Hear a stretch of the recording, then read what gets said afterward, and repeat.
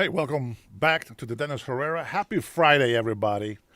Glad that you are here with me. Let me go ahead and do my final touches. As you guys know, that I have to do those things. Oh, man. I'm not going to lie to you today. I was feeling like a socialist Democrat today. It's just really bad. You guys know what that means.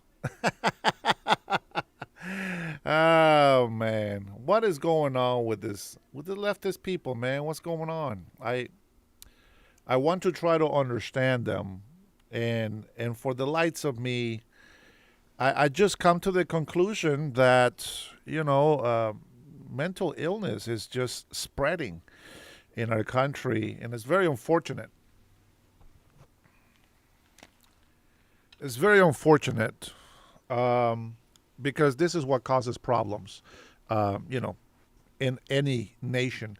And the moment that we don't address it or we just overlook it, it just keeps multiplying. One of the things that I mean, I don't want to start my channel like this, but this is just my thoughts. One of the things that I have noticed from, early 90s here living in the States, it's that there is a lot of entitled people, There was a lot of rebellious people saying, when I grow up, I'm going to let my children do whatever the hell they want. And you have all these culture wars.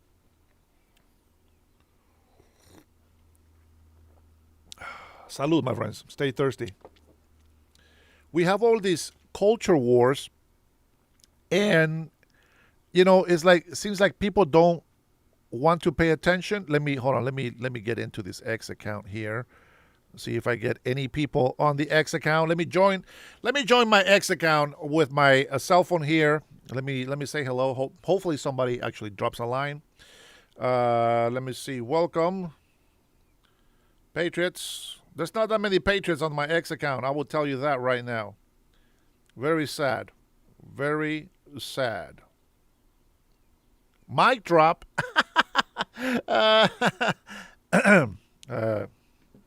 Sorry, old joke that we understand here on the Dennis Herrera show. Let's say,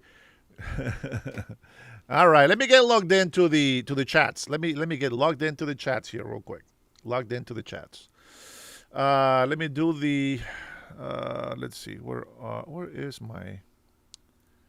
Okay, we're gonna go to. There we are.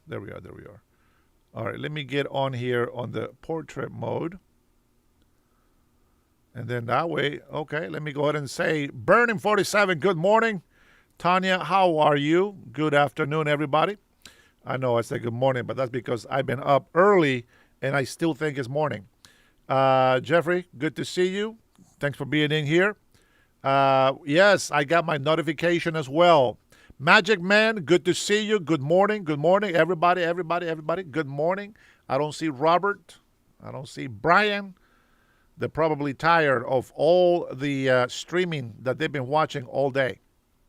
Hey, guys, The oil barrel is down a couple of bucks. That's good news.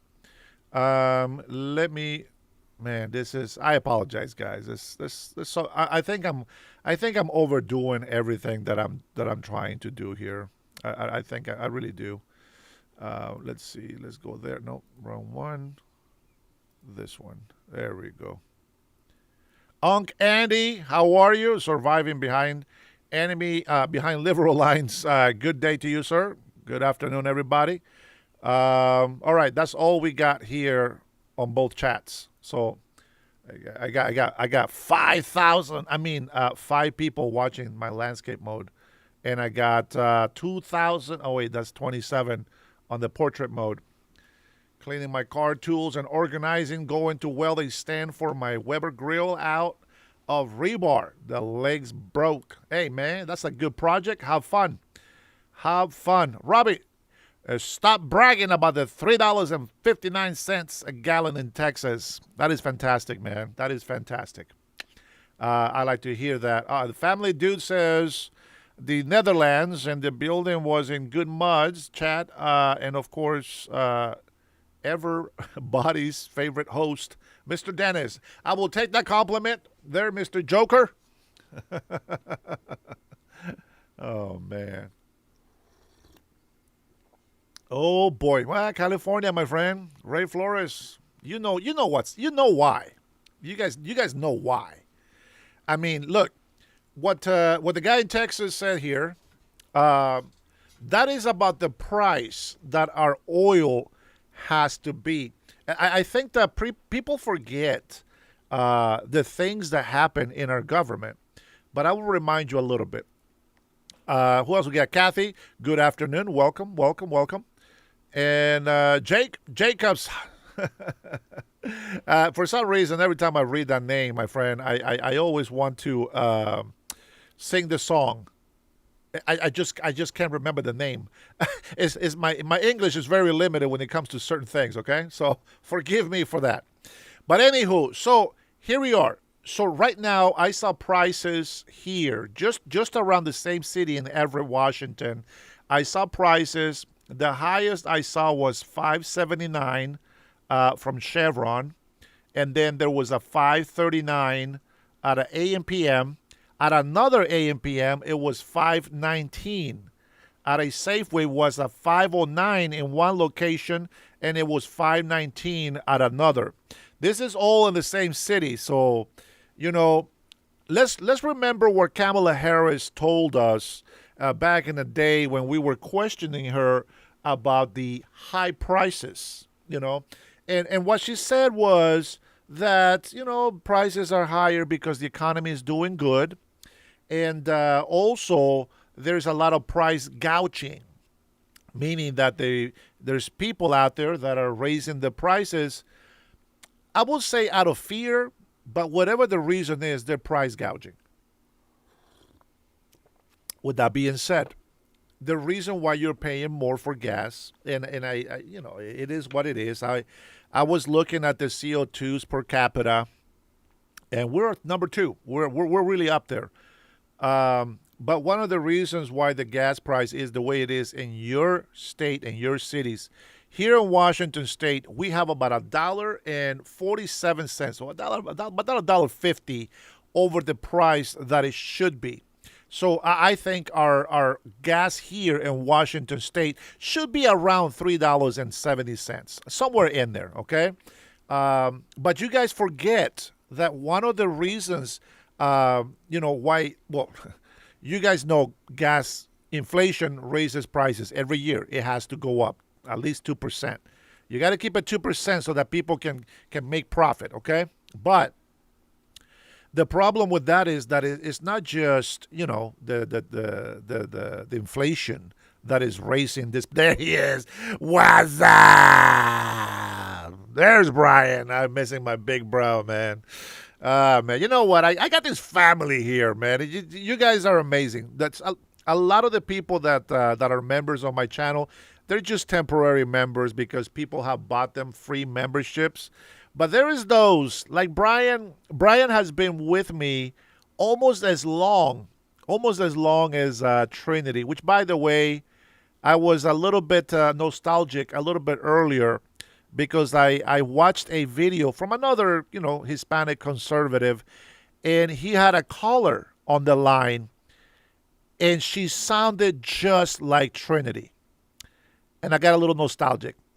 Love my sis. I pray for her. I hope that she's doing good with what she has to take care of. But anyways, going back to the point of the gas. Shout out to all of you, my family members, patriots, all my veteran soldiers, all you fantastic, amazing American people. I love y'all. You know what, Brian? Maybe one day I might just send you one just like this. We'll see. We'll see how what happens in the near future. I am hoping for good things to happen. I won't lie. Many times I want to throw the towel. I want to throw that towel. Like I said, I was feeling a little bit socialist Democrat this morning. Not that I wasn't doing anything. I've been busy, but you know what I'm saying? Like I didn't want to work. I didn't want to be here today. But the fact that I have you guys makes me want to be here. So with that being said, I appreciate you guys being here. All right, so going back to the gas prices, you have to understand something that there are bill. There's if you guys don't listen to the hearings, I know they're boring. I know they are freaking boring. A bunch of filibustering for bull crap.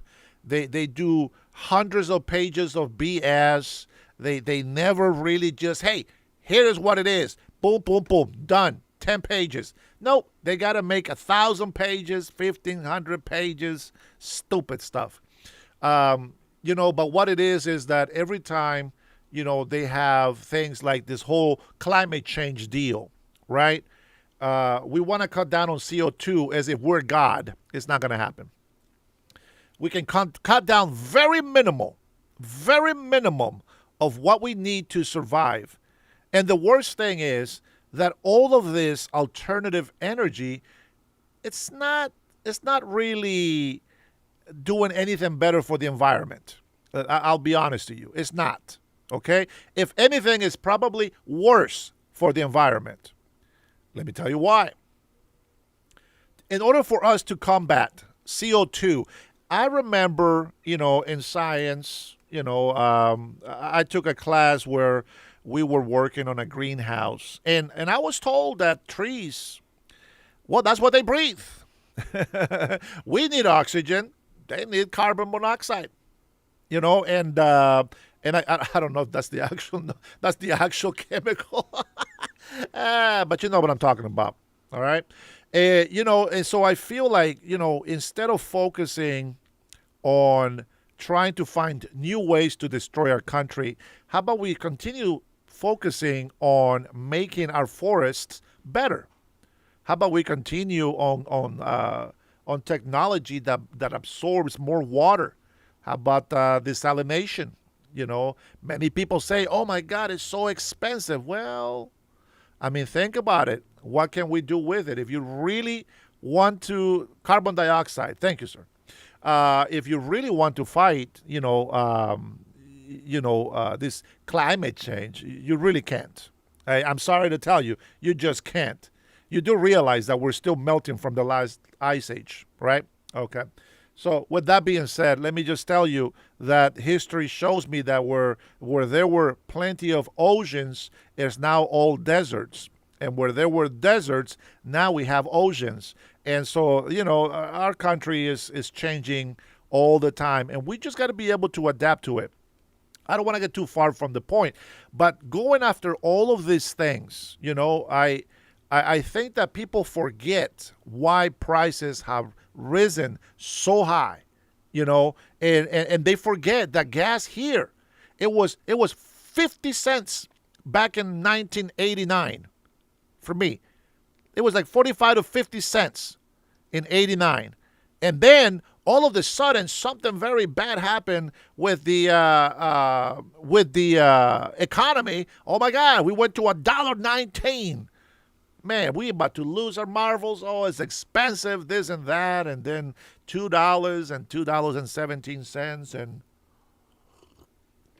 so on and so forth. And we had this progressive regulation, taxes and fees and surcharges and all this other stuff that they add to it.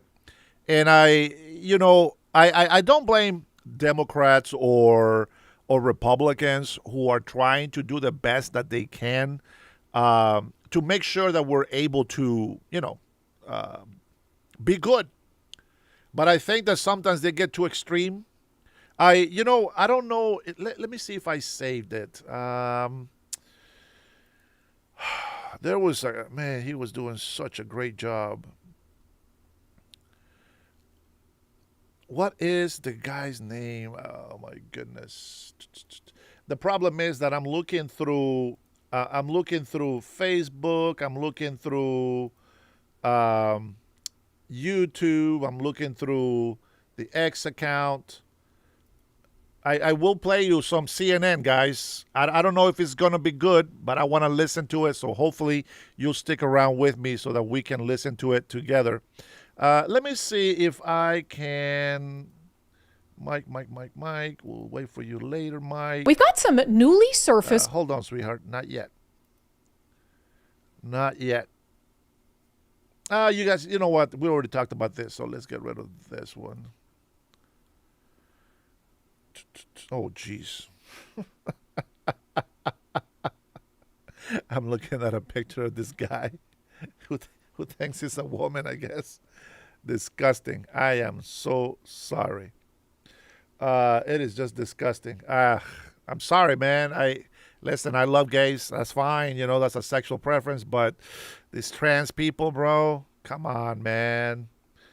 When are we going to get real, man? Let me see if I can find this on my history. I really want to point this guy out.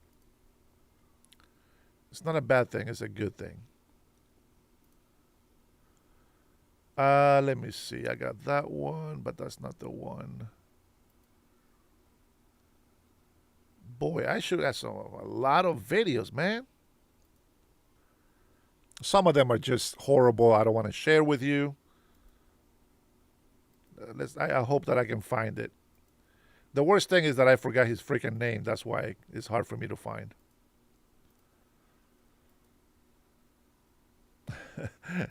It's not Scott Jennings. I like Scott Jennings. Oh, man. You guys heard the exchange about, what is his name? Gill? Congressman Gill. He was asking this pro-abortionist what was her favorite method of abortion. And it was just dark and sickening. And she kept trying to avoid the question. Well, that's because she knows how bad it really is. And, it's really pathetic, honestly. Very disgusting. All right. Well, I don't think I'm going to find that. I will tell you this. Jason Martin, my man, in the house. Who else came in? Tanya, Big Sis, good afternoon. I think I say hi to you already. Mr. Mikey and Lone Wolf. God bless you guys. Hey, CO2, man. I don't know, guys. Forget about the numbers, okay?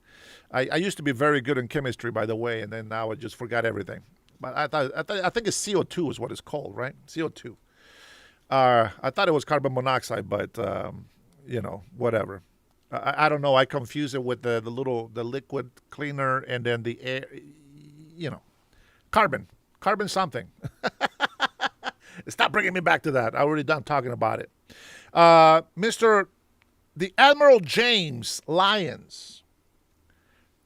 Admiral James Lyons. We'll go ahead and put a pause on the gas prices so that you guys know why they are a lot higher than they should. Of course, the price is going to be up there because of the commodity thing and the insurance companies and all this other stuff.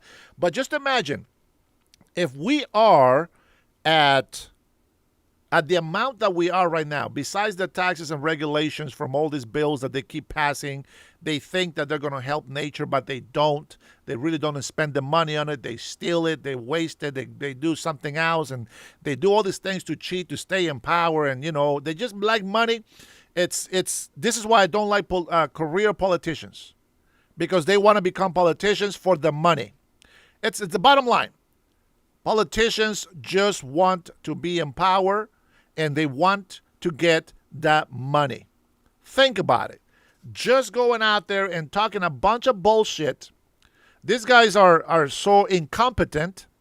Sometimes they have a little spark, but for the most part, they're very incompetent at doing their jobs. They get too far left, too far right.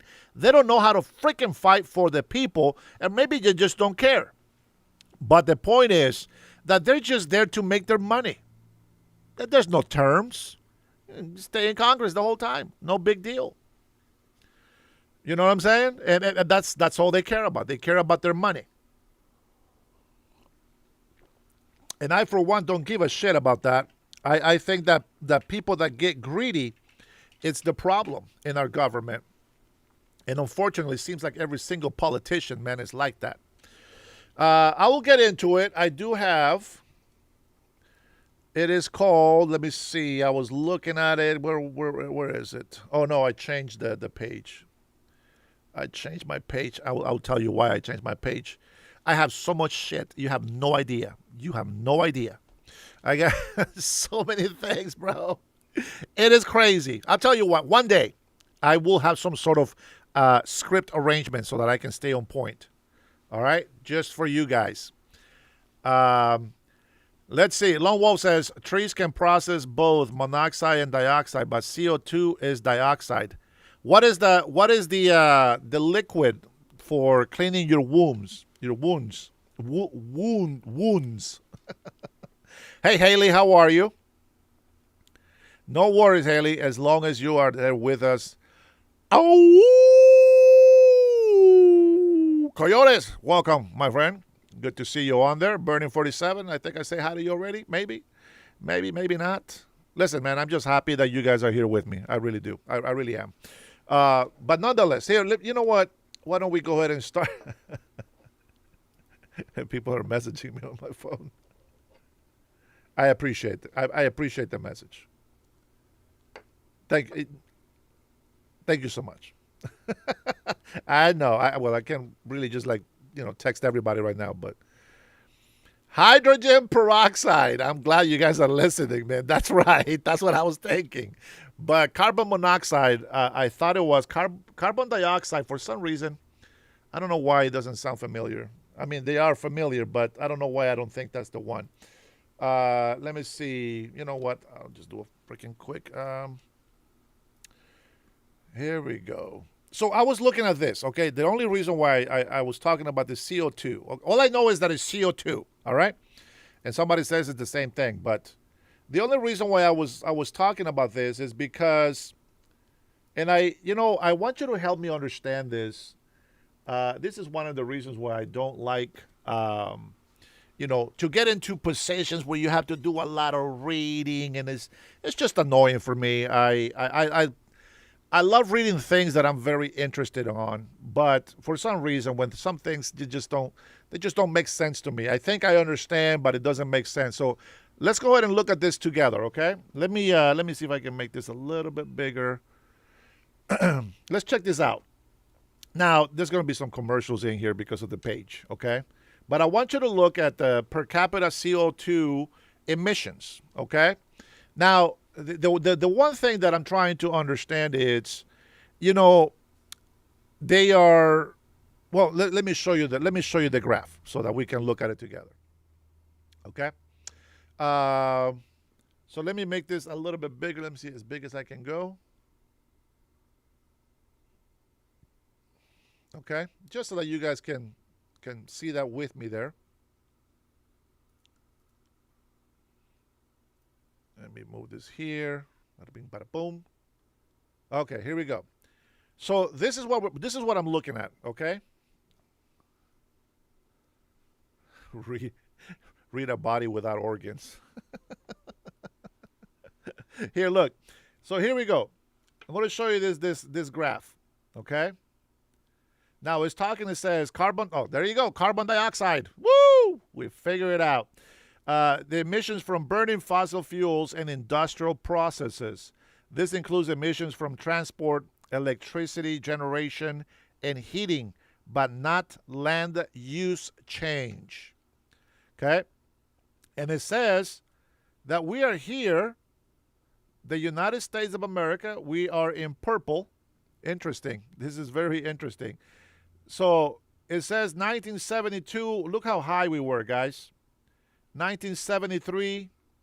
And today, yeah, today, as of 2024, we are down to 14.20 trillion. I'm assuming those are actually 24 point tons, not trillion, tons. I think that's what the T stands for.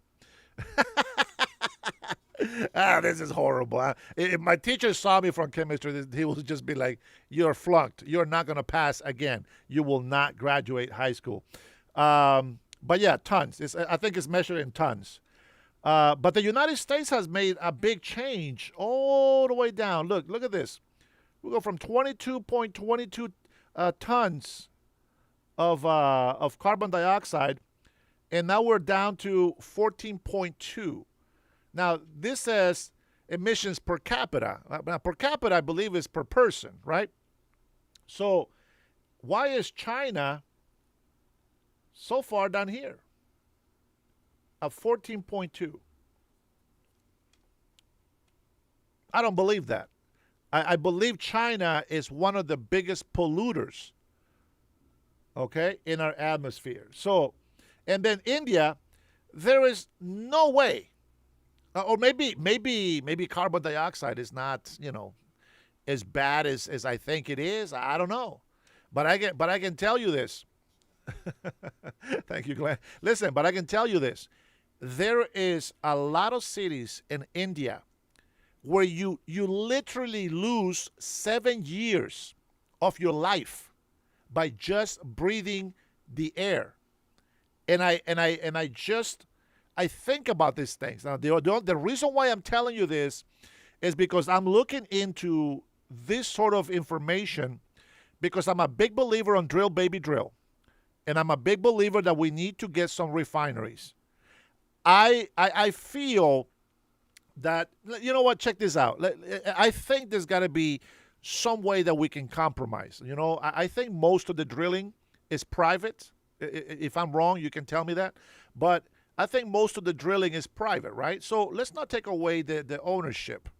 But why don't we give them grants so that they can build these refineries so that we can make our own gas, be self-dependent? We don't want to be dependent on oil from across the sea. I really believe that we should be able to be energy independent in all levels. But I believe that is spending $5 to $15 billion for refineries for sweet oil that will actually give us our gas, I think is a worthy investment, and I think that they can be granted to private, oil drillers. I really believe that. We do what we can to help out. We give grants out to farmers. I mean, for Pete's sakes, we have been bailing out banks for as long as I can remember. You know what I'm saying? And I mean, so there it is. That there is a way to do it, and I believe that this is gonna create a lot of wealth in the future from for the families, for the private drillers, and I think that's okay. And what that will do in the long term, it's going to keep our gas prices check. You know what I'm saying? Even if inflation goes up, our gas prices will be flat rate, at least for a long time. That's just what I'm saying. But again, I could be wrong. This is just me. Scott Byrne, how are you, my friend? I see you, brother. Magic Cat, happy May 1st. Remind me this, side note. Remind me this. Mother's Day is on the 10th. Or is it the second Sunday of the month? I believe in Honduras is always the 10th, but here in America, I think it's the second week of the month. Second Sunday of the month, I think is what it is. So here we go. And then we have Canada on second place. This is carbon dioxide per capita, okay? And look at this. A lot of these cities, states, countries, I think these are all countries, not cities. A lot of all these countries, they don't produce jack shit of anything. So I think that's why they have the low numbers. But the Czech Republic was over there at 15. It looked like. And then if I go in here and I say where, let me see. If I go in here, I don't want to look per capita, but let me go back and see. Let's see. Where was the other? Here we go. Here we go. This chart I want you to help me with, okay? Help me understand this. Okay, so here is a more realistic number, okay, from what we just saw per capita over there. Now check this out. This is CO2 emissions by country, right? China is at 33%. 33%. That's pretty damn high. You know what I'm saying? That's pretty damn high. And we are at 11.6. I'm going to call it at 11.7, okay? 11.7. Now, there is no way that that India, it's at 7.96. Now, do me a favor. The statistics, sometimes I have a problem kind of putting, this points together, but I'll give you one example of why it feels confusing to me. When we talk about crime rate, right? We always talk a crime rate per capita. And there is countries that have less people, giving them a higher percentage of violence and crime. For example, right, you got 10 million people in El Salvador. All of a sudden, because the amount of people that are committing crime, 70,000 to 100,000, gangbangers and, whatever they are, criminals, they are the worst criminal, the worst crime-infested country in the world. Number one, they say. But it's only 10 million people. So here in the United States of America, supposedly, we're around 350 million, right? So if you have 100,000 people committing crimes in El Salvador, but you actually have 150,000 committing crimes in the United States, the percentage of the crime is going to be less, right? I hope that makes sense. So I want you to help me understand this number, because they still say per capita, right? They say that 13.59% per capita. It's the CO2 emissions, tons that we're emitting into the atmosphere. How does that? Is that a legit number? Does anybody know what the hell I'm talking about? I really need your help to understand this. Yes, surviving. I realize that we're still lower, but I want you to tell me that, because there is a lot of places in India where, like I said, you're dying just breathing the air. And the way that I'm looking at it's we have a lot of deforestation. And that's something that, that we have to really continue to fix. I know there's water problems in some states. I really don't know what we really can do to stop, what's happening. Anything that we do is very insignificant. It's not going to change anything. I mean, I'm just telling you that right now. It's just not going to change anything. Okay, so thank you. That's what I'm confused. I thought that India, because they're over 1 billion people. You know what I'm saying? Per capita is still a statistic. It doesn't take into account all the variables. China has a lot of public rails and transportation, so in a way it makes sense. Yeah, I agree.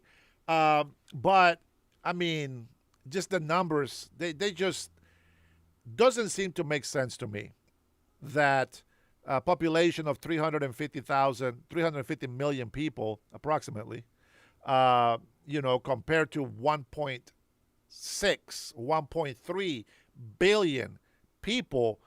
I mean, I don't know if you know how much difference that is. that's uh, that's a lot of people. A lot of people. But I mean, again, the industries, right? The industries is what I would how I thought they would calculate it. I don't think that they would be. I don't think that they would be that they should count it per person. I don't think it should be per capita. I think it should be for per industry, right? I mean, you got if you're saying that is because of the the CO2 emissions, from oil, exhaust from cars, and all this other stuff. Maybe I just answered my question right there.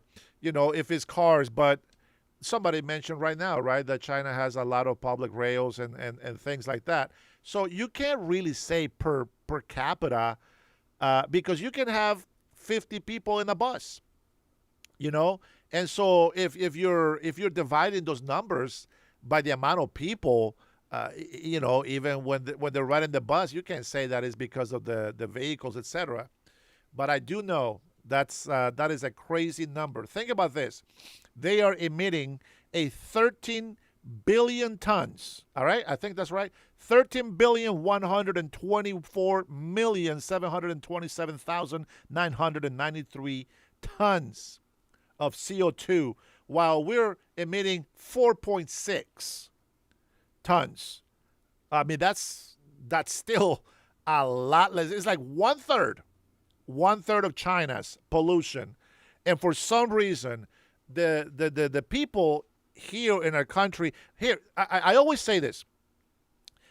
It's good to have people that have a negative, chaotic opinion, but don't go too far. You know what I mean? Like I try to have a balance.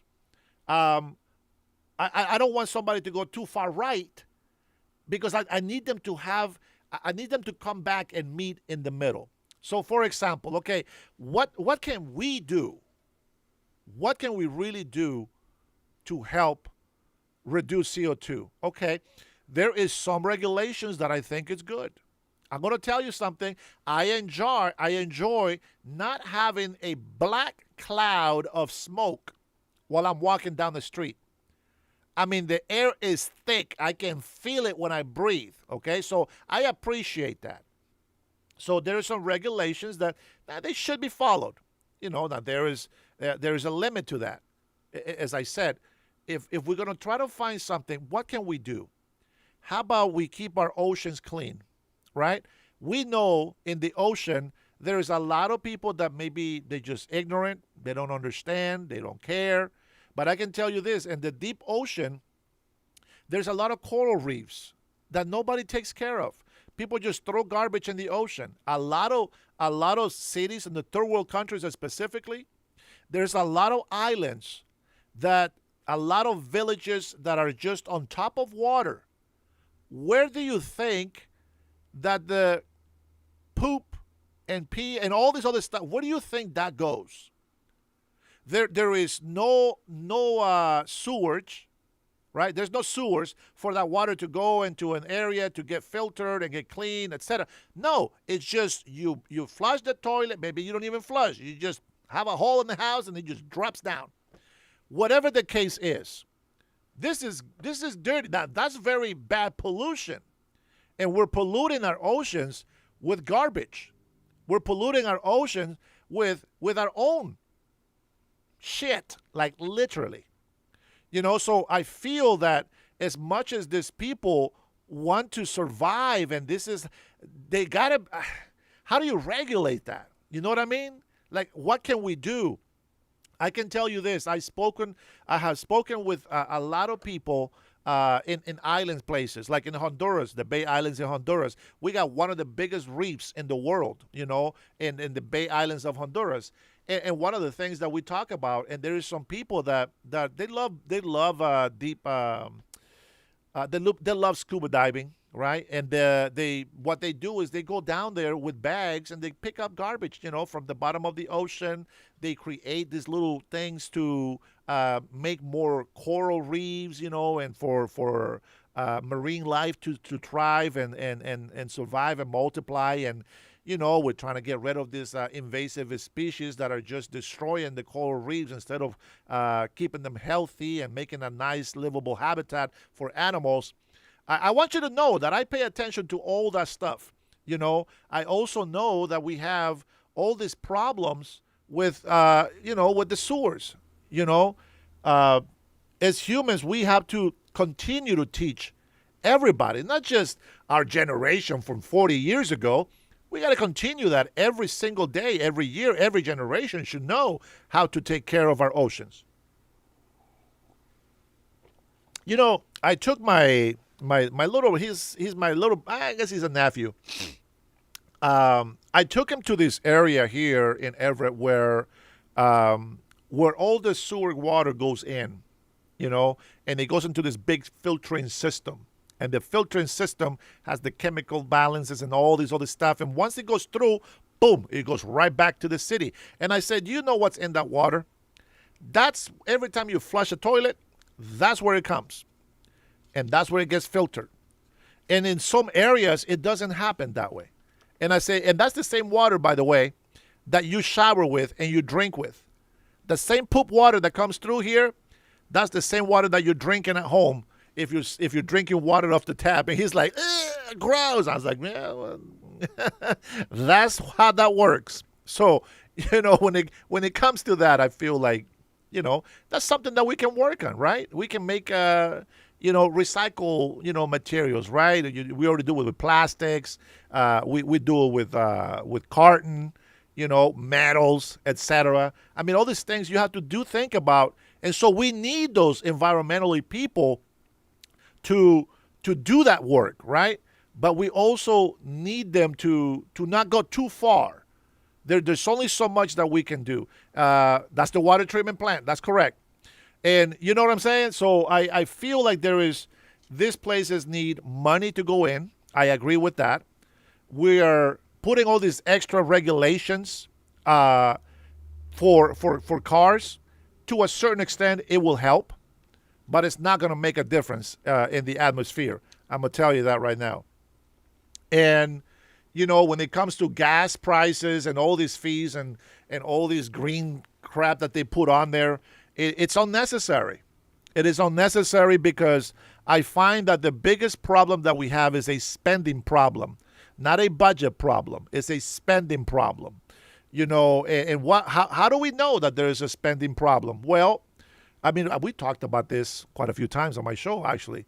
And I told you, when you have a budget, you say, I want to buy this, I want to buy that.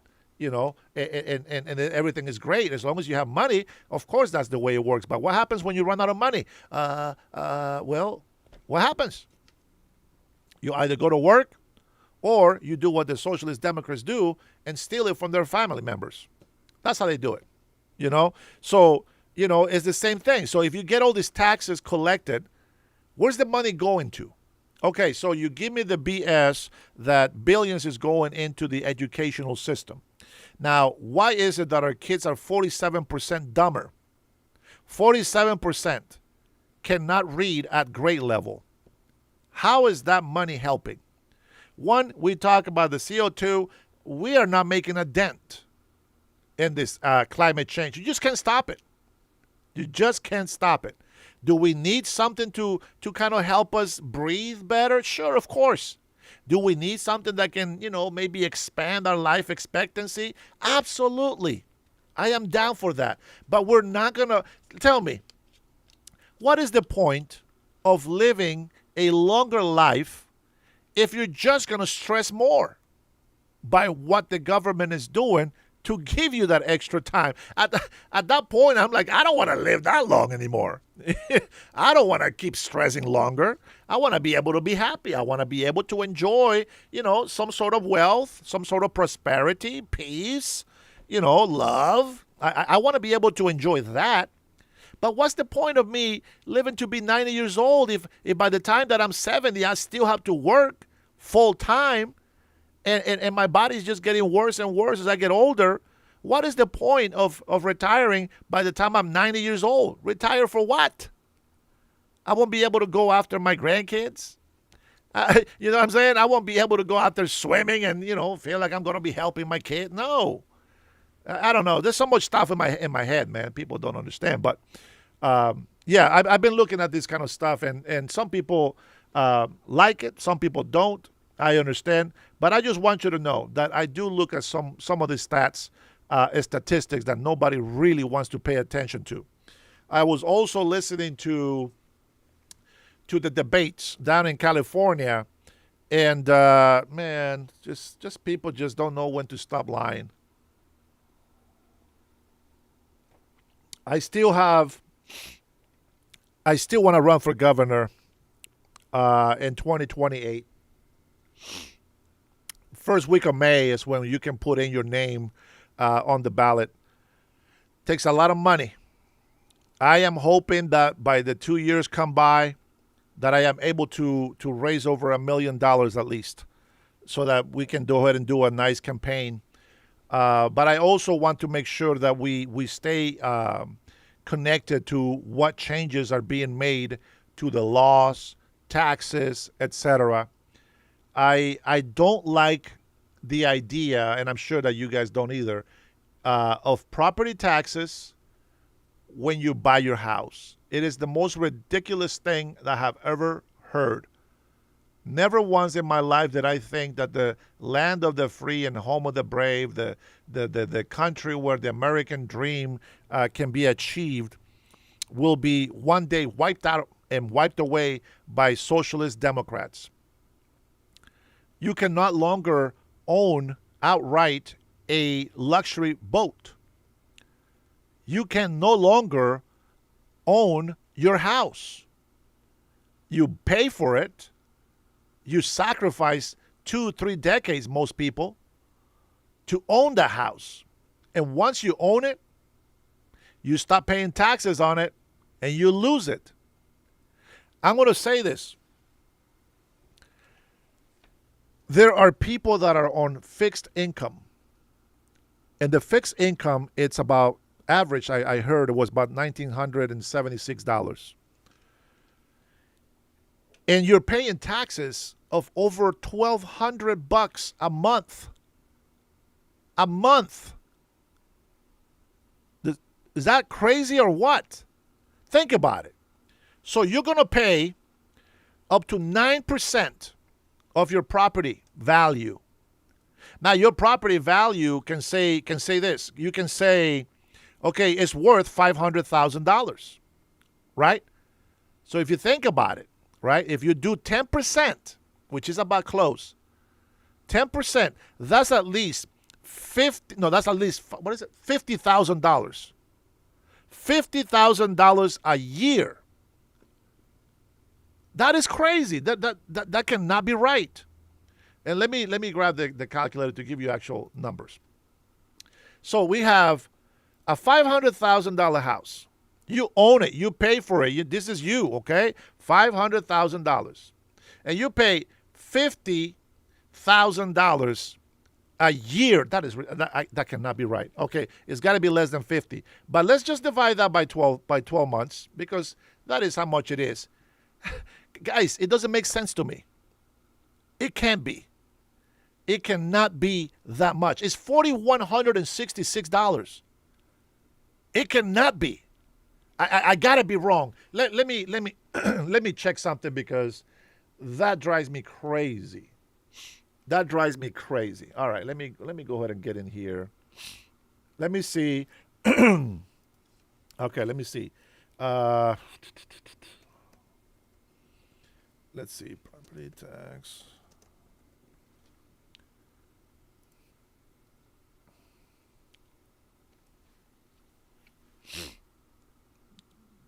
Let's see. King County, no.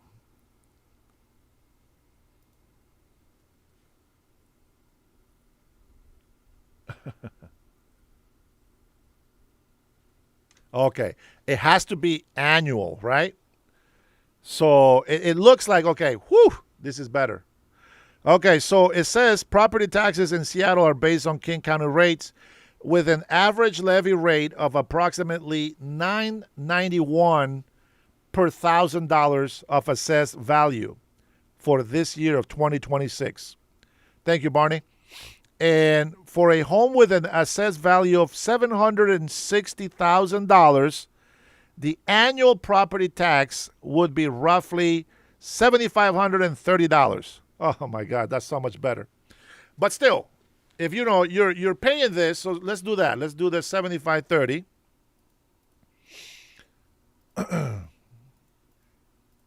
divided by 12. I did that wrong. 7530. Okay, divided by 12.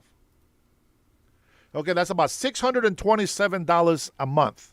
Okay, and you're looking at this $1,976 if you actually qualify to retire and get that money. All right. So you got $1,300 to be able to have a nice living. That sounds good. That's not too bad. But wouldn't it be better to not pay taxes on your property once you own it and pay the taxes and the interest on it? And then the worst thing is this: that $760,000 value, now it's actually going up to $900,000 to $1 million. If you go out and you take a look at the pricing of the houses for sale, in some of the areas you will still find some for 400, 500, 600, but I mean the houses are just not that good. You know, and if you want to go for a nice house and it's worth over $1 million, well, you better remember that you are going to be paying every single month for that house. And that will be the price of it. You know what I'm saying? So that's how I will look at it. And, you know, when you look at rich people paying their taxes, they pay more than we do. Automatically. Over 70% of the taxes of this country collects has been paid by millionaires. And the rest by the, how many millions and millions, hundreds of millions of people don't even pay 30% of the taxes collected. So I have a big problem with property taxes. I think that if you work 30 years to pay off a house, you shouldn't have to pay property taxes. You should be able to keep those $627 to yourself. And the worst thing is that the government is going to assess your property value at a higher number so that they can tax more money out of you. And I don't like that idea. Okay? So with that being said, here in Washington State, Robert, how are you, big bro? I see you. I'm not ignoring you. With that being said, oh man, I was freaking out when it was like what, $4,000 a month. That's crazy. That would have been crazy. Okay, it's not too bad, but nonetheless, it's still a tax that you will never be able to pay.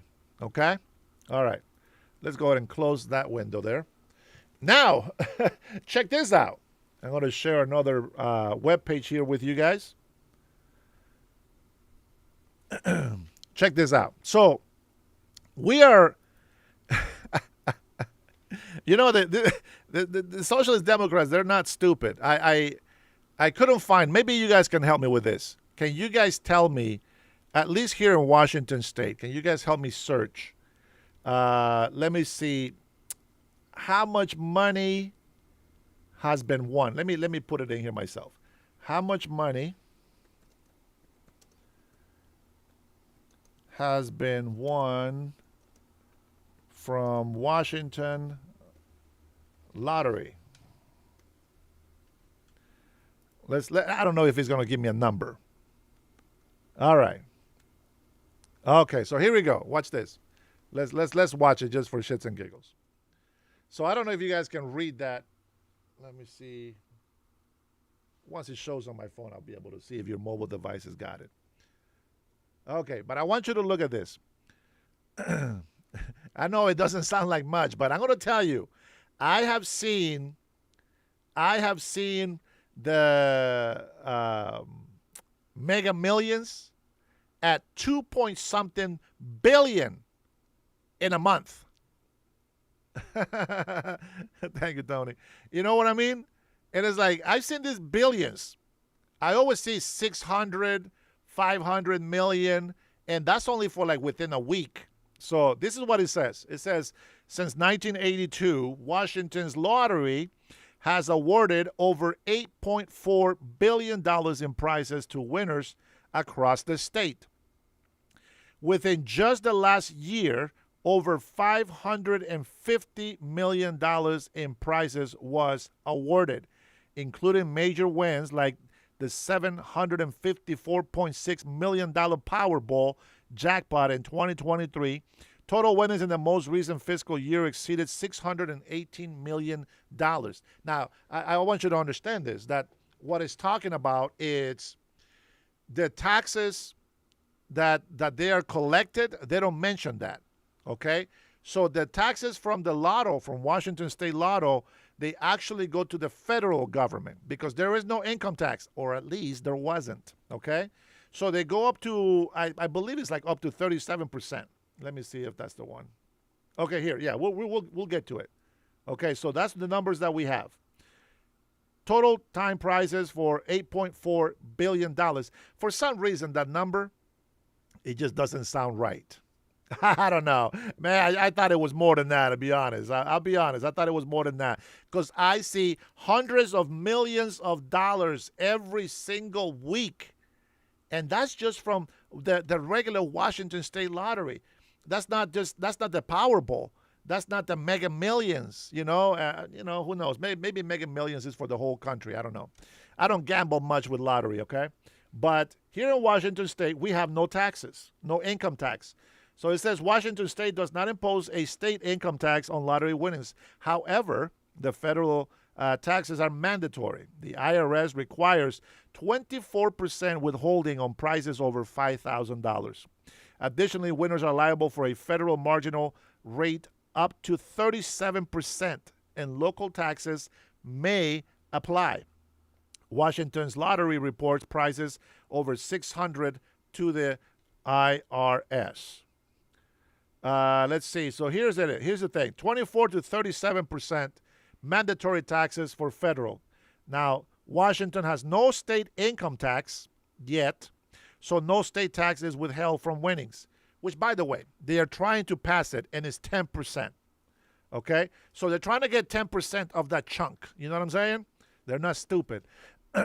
Now it says, while local taxes, while not explicitly for the state lottery, local jurisdictions can tax gambling receipts with over $29 million reported for the fiscal year ending June 30th since 2018. I think, I didn't think it was that much, actually. I thought it was a lot more than that, but this is the problem that I have when you're sharing stats, like you have this idea of what you think things are, and those stats don't match what I see. You see it on the billboards, right? Hundreds of millions how is it just 5.8 billion? There is no way. There has been winners that have won $3 billion. And of course, they get the taxes for the government. I get it. And then they pay less. But I don't know, man. I don't know. I think somebody's messing with the numbers. Now, with that being said, speaking of numbers, now for all my patriots, don't get mad at me, but I think it's time to listen to some CNN news from my favorite guy. This guy is fantastic with numbers. We will pause and talk about these numbers as we go along. But I want you to hang in there with me, okay? Now, this is for Trump voters. 2024 versus 2026. All right, we talked about oil, gas prices, CO2 emissions. We talk about gambling money, taxes on gambling money. I'm not very convinced with the statistics. But now we're going to listen to some polling, which I don't I don't believe either, but but before we do, let me get a refill. Oh, yeah. Thank you guys for the coffee. Appreciate you.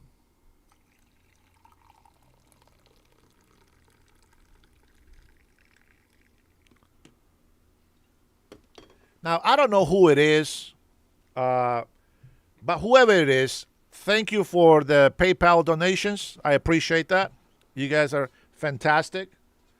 It does help a lot, okay? It helps more than hearing you too. But nonetheless, I don't want to discourage you from your giving.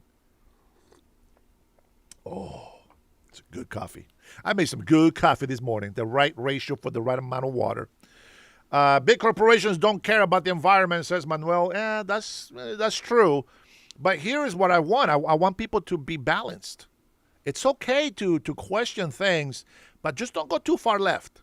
You know what I'm saying? And don't go too far right. Let's all come together and meet in the middle and see what we can create together instead of fighting with the left or the right. As you guys saw my introductory video, hopefully, right? If you're going to be in here insulting the chat or myself, you will be kicked and banned. It's very simple, okay? But if you want to have a conversation, have a conversation. This is what this channel is about as well. I will open up the lines. So don't panic. Don't panic. Right in the middle. You heard that, right? Yeah, sometimes I can't hide it, bro. Sometimes my accent gets the best out of me. But you know what? That is how I used to talk within the first maybe 1 year or 2 years of being here in this country. My accent was very noticeable. I wish that I would have had the technology that we have today. And I would have loved to have heard myself recording myself speaking English, you know, like on a blog or a podcast or whatever, and then hearing my English today, 30 years later. You know what I mean? I think it would have been awesome. It would have been fantastic. Guero says he's worked on his anger for years. It's not easy. It's not easy.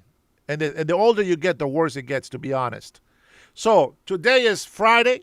Happy Friday. I put my nice guy cowboy hat. I might have to wear it more often so that I can stay nice to people that are very, very big jerks when they come into my channel. But here we go. Without further ado, CNN. Hey, hang in there with me, will you? Let's take a listen. Listen. You got to be able to listen to the other side. Besides, I like this guy. I like his energy. You know what I'm saying? I like this. I don't care if he works for CNN. He's fantastic. Even when he speaks against us in numbers, he's a numbers guy. He don't care. Here we go. Enjoy it. Hey there, I'm Harry Enton, and today we're counting down the top 8 groups that are still holding strong for Trump's GOP, and we're going to do so using pure data, baby. And at the end, we're going to have a little bit of bonus for you. But without further ado, let's start off with group number 8. We are talking about white evangelicals. Of course, they are a very important part of the GOP coalition. And take a look at their choice for the election back in October of 2024 when it was Harris versus Trump. Trump is getting 71% of their vote, according to a Fox News poll back in October of 2024. And look at where we are now. We're talking about the 2026 race for Congress. Republicans getting a very similar share. We're talking about 69% of the vote among white evangelicals. So very similar to what we saw back in 2024. But it doesn't just end there, baby. What we're talking about as well, when we're talking about the core GOP groups, how about those who self-identify as Republicans, baby? Look at this. I mean, this is support. This is what we're talking about. We're talking about 92%. That is the share of the vote that House Republicans are getting right now among GOP voters. That's basically the same, baby. That's basically the same as Trump was getting back in October of 2024 when he was getting 94%. This is well within the margin of error. The bottom line is this: for all that talk about Republicans abandoning Trump and abandoning the GOP, it simply put does not hold when you match up the GOP's running for the House against the Democrats running for the House of Representatives. Now, another group that I just think is so interesting, because this is a group that is actually going Democratic. But what we saw was Democrats did very poorly, at least historically speaking, among black voters back in 2024. Kamala Harris was leading amongst them in October of 2024 by 59 points. And guess what? Although Democrats are winning them, but it's only by a slightly wider margin, only a slightly wider margin, 62 points, compared to Kamala Harris back in October of 2024. So what we're essentially seeing is Democrats did historically poorly, for the worst in a generation among black voters back in 2024, and it does not seem like they're recovering all that much ground. So this is the sixth group that we're looking at. What about group number 5? I feel like Casey Case. And coming in at number 5, what are we talking about? How about white women? This is a very key group. This is a swing vote. This is a swing vote. And take a look at the choice for the election among white women. In October of 2024, Trump was getting 51% of that vote.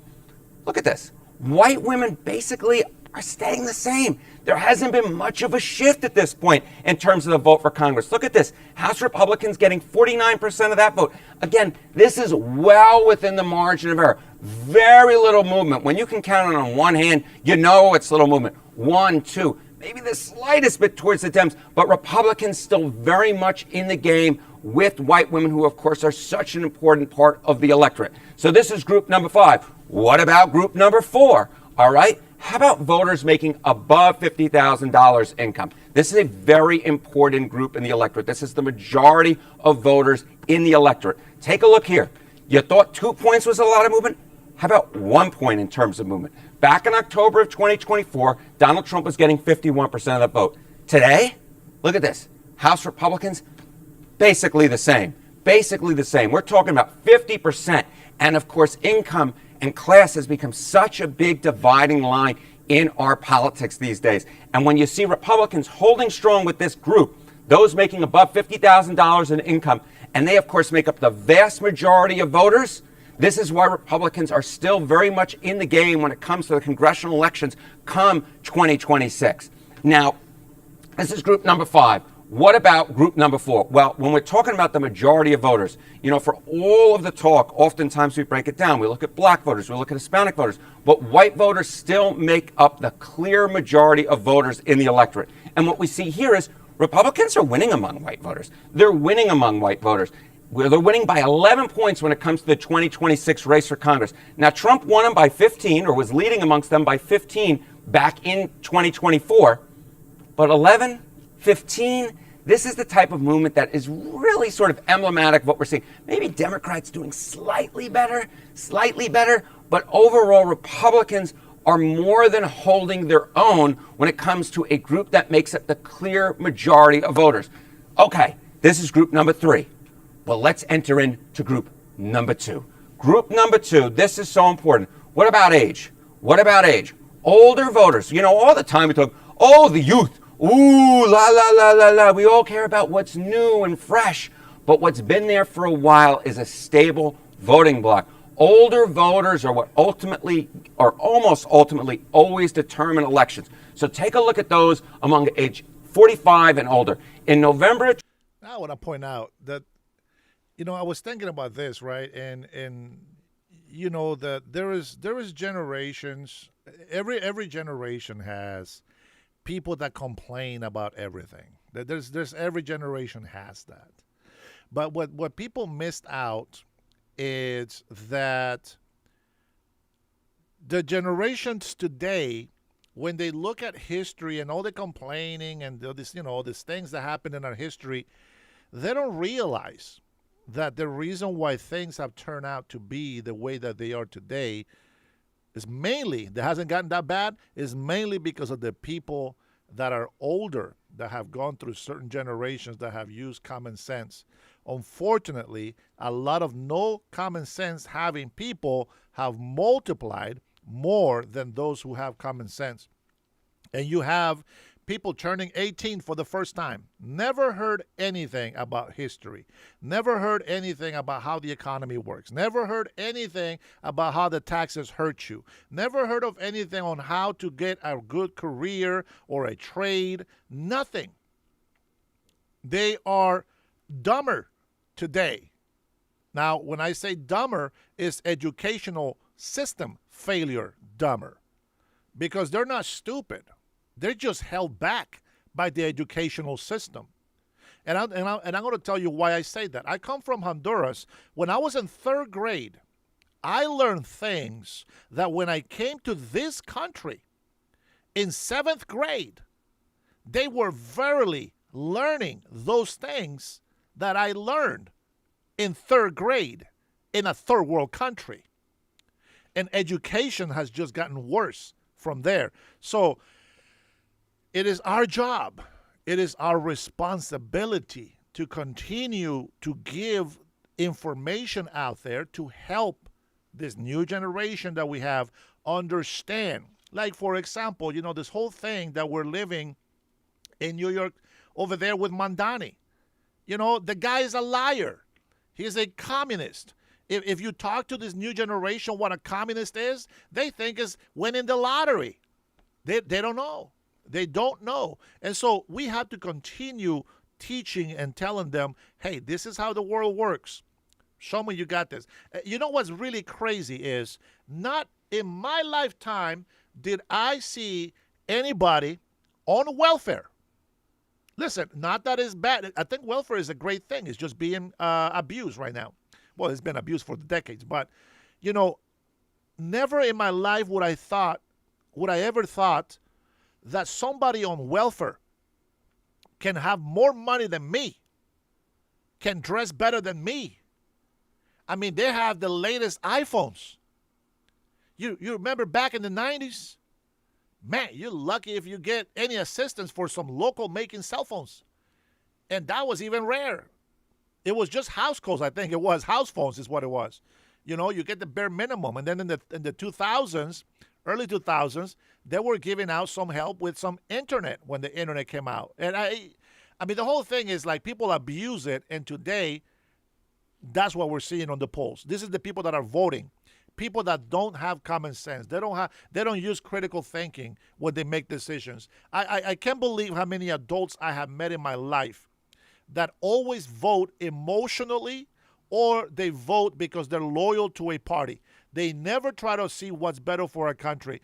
They don't care if the country goes down the drain. You know why? Because this political socialist Democrat people, they use guilt to destroy your personality. If you're a good person, you have a great personality, meaning that you're positive, you believe in good morals, and you're self-driven, etc.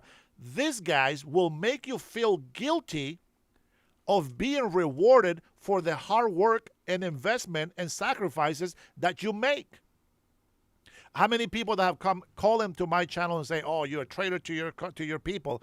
No, my people are Americans that follow the law and that love this country. But they say it in a sense that they want me to support criminals, and I'm not going to do that. I just never will do that. And so they pick a thing to make you feel guilty about. And then I get migrants that are now legal that used to be illegal. Well, here's Güero. Güero is married to a Mexican that was illegal back then. Now is legal, but they still have family members that, are illegal, and they have a hard time saying yes to ICE. They have a hard time saying yes to legal immigration. They have a hard time because they have somebody that is in that category. They're selfish. You can't be selfish. You got to make common sense decisions. Being emotional, that is never going to give you the right answer. With that being said, there is also people that have somebody's gay in their family. Well, you got to feel guilty, and all of a sudden, you got to accept them. And not just that, but everything else that is bad, you have to accept it. And they use guilt to force you to accept it. Nobody cares about transgender. Well, now is the thing to do. Now the schooling system has transgender classes. That is ridiculous. No, they put political things out there. They put the LGBT, the rainbow flag, with the American flag and the state flag. They go out there and they put the BLM flag bigger than the American flag and the Washington state flag. Here is what they do. And that's crazy. So we unfortunately, we are at the mercy of the voters.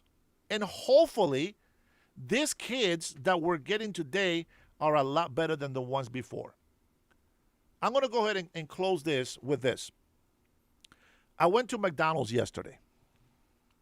I went there with my wife. And these two kids, teenagers, They walk into the McDonald's, and one of them says, "Hey, can you please help us? These bullies, they're trying to beat us up." And I said, "Why?" "Hell, they're just jerks. They're picking on us." And I'm watching them, right? I'm like, okay. Tall, skinny black guy, okay. Short, skinny white dude, okay. All right. I said, "Yeah, no worries. Sit behind me. Don't worry about it." And then the two guys that come in, they're looking for them. You can tell they're looking for them. And they look at me and they just smile, and then they go and sit at another table across from them. And I saw these guys. In all honesty, they were smaller in size.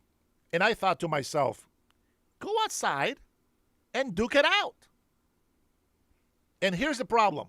Now, listen to me, please. Here is the problem. The kid that I said sit next to me, right behind me, just imagine the booths. They just sat in the booth next to us. I said, just stay here and you're safe. Because I'm thinking, I will beat somebody up to protect somebody innocent. And here's the thing. The guys came in, and the first ones that came in, "Oh, those are the guys, they're threatening us and they want to beat us, they're bullies." And the guys came in, "No, we're not. But he over here slapped my friend. And so we want to talk with them.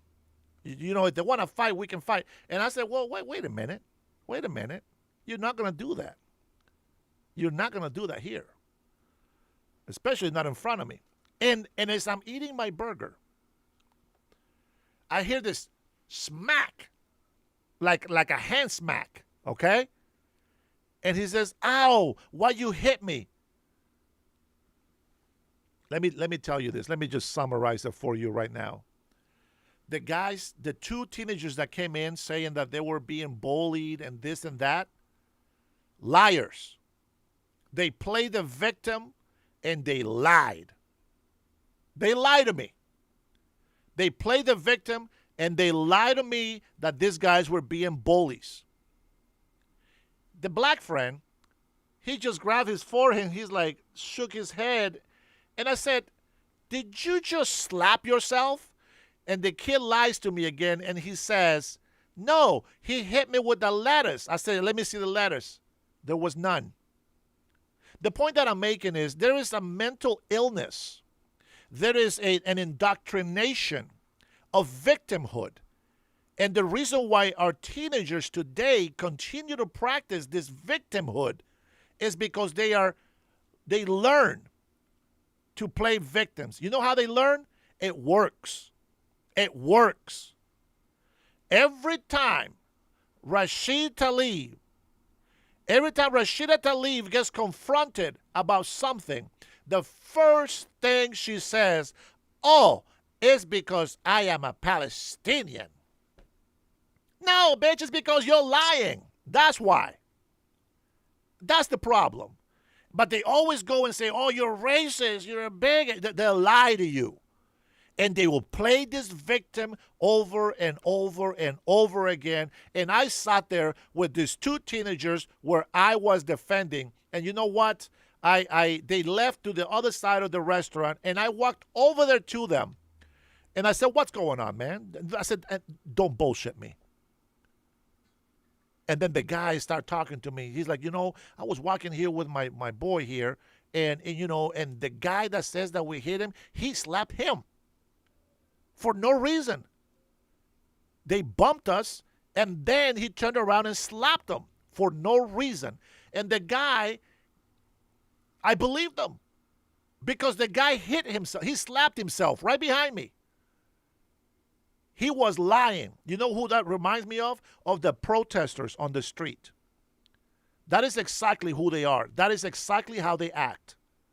They play the victim so they don't get in trouble, and then they go and get you emotionally involved so they don't get in trouble. But they are the bad actors. Let's not make a mistake about that. And I told the kid that was lying, I said, "Don't ever lie. If you're picking a fight, well, then duke it out." You know what? The guys left, right? They went to order the food. And the guy that came and said that these guys were trying to beat them up, he says, "F you, mofo." Yeah. cusses them out loud. And I looked at him. I said, do you want your ass kicked? You came in here and you told me that these guys were bullying you, but you're the one yelling at them. What are you doing? If you don't want to have a fight, shut the hell up. And by the way, I was wearing my shut the hell up hat. But hey, that is how the leftist, socialist, Democrats work today. Okay? That is exactly who they are. So I'm telling you right now, don't ever let anybody play the victim card on you. Don't do that. They will say that you're racist because you're telling the truth. They tell me I'm a traitor because what? Because I protect the law. Think about this. They tell me I'm a traitor because I'm a law-abiding. Shout out to the bad actors. Thanks, Jason. You know what I'm saying? And it's just like, what are we doing? I'm saying this, just like you, some of you people in here are saying. Educate your children, will you? You know, I know you do, but unfortunately, I have seen so many parents that don't educate their children. You can see their attitude at the stores. You can see their attitude when you're picking them up from school. These are that generation that says, when I grow up, I will let my kids do whatever the hell they want. And guess what? Those kids are now of voting age. And they don't know what the hell is going on in the world. And yet, there they are voting. One way or another, man, we got to continue telling the truth, because if we stopped, we're going to be screwed. All right, let's continue with the numbers. 2024, what do we see? We saw Trump winning that vote by 6 points. Look at where we are now. Republicans are still winning this huge chunk of voters. And of course, in midterm elections, older voters actually make up an even larger percentage of the electorate than they do in presidential elections. And what we see here is Republicans ahead by 3 points. Again, this is well within any margin of error. Republicans holding strong, holding their own amongst a group of voters that will make up the clear majority of voters come November. But without further ado, we've counted down 8, 7, 6, 5, 4, 3, 2, and coming in at number 1, what about seniors? Choice among seniors. Look at this. In October of 2024, Donald Trump was getting 49% of the senior vote. That is age 65 and older. What are we talking about now? Well, we're talking about, get this. You thought 1 point was a lot of movement. You thought 2 points was a lot of movement. Of course, I'm just kidding. It's very little movement. 0 points. That's no movement at all, baby. That's no movement at all. What we're seeing right here is House Republicans holding their own amongst a very key group in the electorate who, of course, will make up an even larger share come this November than they did 2 Novembers ago back in 2024. Now, this is my countdown from 8 to 1. But what about the bonus? I was promised you a bonus. We're going to talk bonus, baby. We're going to talk bonus. Let's do it. You know, immigration. Immigration, of course, such an important part of the Donald Trump message back in 2024, 2020, 2016. The GOP lead on immigration for all of the actions that have occurred over the last year and change of the Trump administration. Look at this. Back in February 2023, before Trump got into office, Republicans held a 10-point lead on which party was more trusted in immigration. Last year in July, it was 6 points. Now, get this. It's 8 points. It's 8 points according to Fox News. There's simply been no real movement here. Republicans are holding on a key issue for them. And therefore, it should not be much of a surprise that Donald Trump is very much holding on when it comes to border security. Look at this. It's people like him that CNN still has people following. I believe it. Scott Jennings obviously is a big guy in there. You know, but him, this guy right here, I love this guy's energy. Even when he doesn't agree with the party, he still has that tremendous positive energy. And he really believes what he gives out. So I appreciate him for doing that. Trump's approval rating on border security, approve of Trump on border security. You know, a little bit over a year ago, he was at 56%. Look at where he is now. He's at 53%. Still, the clear majority of Americans approve of the job that Donald Trump is doing when it comes to border security. So we've ranked the list. We've gone 1, 2, 3, 4, 5, 6, 7, 8, but in the reverse order. We've given you two little bonus things going on here. So I think the real question here is, what do you want to hear from me next? Leave a comment in the comment section, and we'll keep our eye on all of these. As You're a badass. That's what I think. I think you're a badass. Fantastic. And of course, I am even more happy, or I'm happier, because those numbers reflect what we already know, what we believe.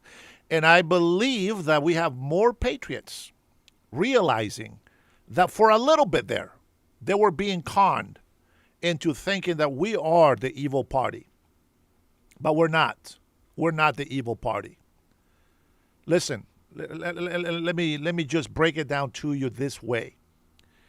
If you are with me, normally is for these few things.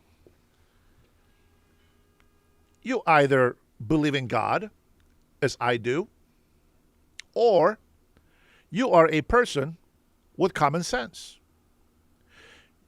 You support our military, regardless of where or who they're fighting. You're a patriot. We never, ever, ever, ever, ever, ever, ever, ever, ever, ever, ever, ever, ever root for our enemies. Period. You just don't root ever for our enemies. That's why you're on my channel today. Those who leave, those who flake, that's okay. They don't have the same values that we do. We love this country. We want our borders secured. Now, let me tell you what's going to happen, because you probably haven't been paying attention. See, a lot of people get distracted with the smoke, as they say. Did you know that we're still having sort of a illegal immigrant crisis going on? Do you know why we still have one? The only reason, well, there's plenty of reasons, but one of the major reasons is because the world is watching us fight and fight against each other. And they see the loudmouths, socialist Democrats defending and fighting for illegal immigrants. Not only are they responsible for the illegal immigrants who die being smuggled into our country. If you support illegal immigration, you are guilty for not protecting our border, for not supporting ICE.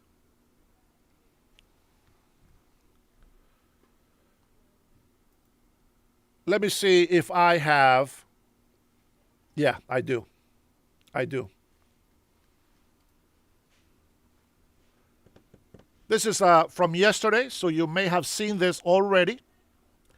But this is illegal migrant border crossing spike in Texas. You may have seen this already. But I want to, wait, are you questioning? Do you think that I don't have a white privilege card? Oh, I got my white privilege card right here. Yeah. Bam! White privilege card right here, my friends. Don't forget, stay white. They hate it. They hate it when I say that. They hate it when I say that, but you're going to hear it. Doggone it. Listen, I am not a Republican. Well, I think I will from now on, but I am a policy supporter, okay? I believe President Trump is the first one to have the balls to go against the cartels, against the communists, and against the Islamist regime, which, by the way, thanks to Jason Martin, I am going to share a post. I want you to listen to this. Let me get in here.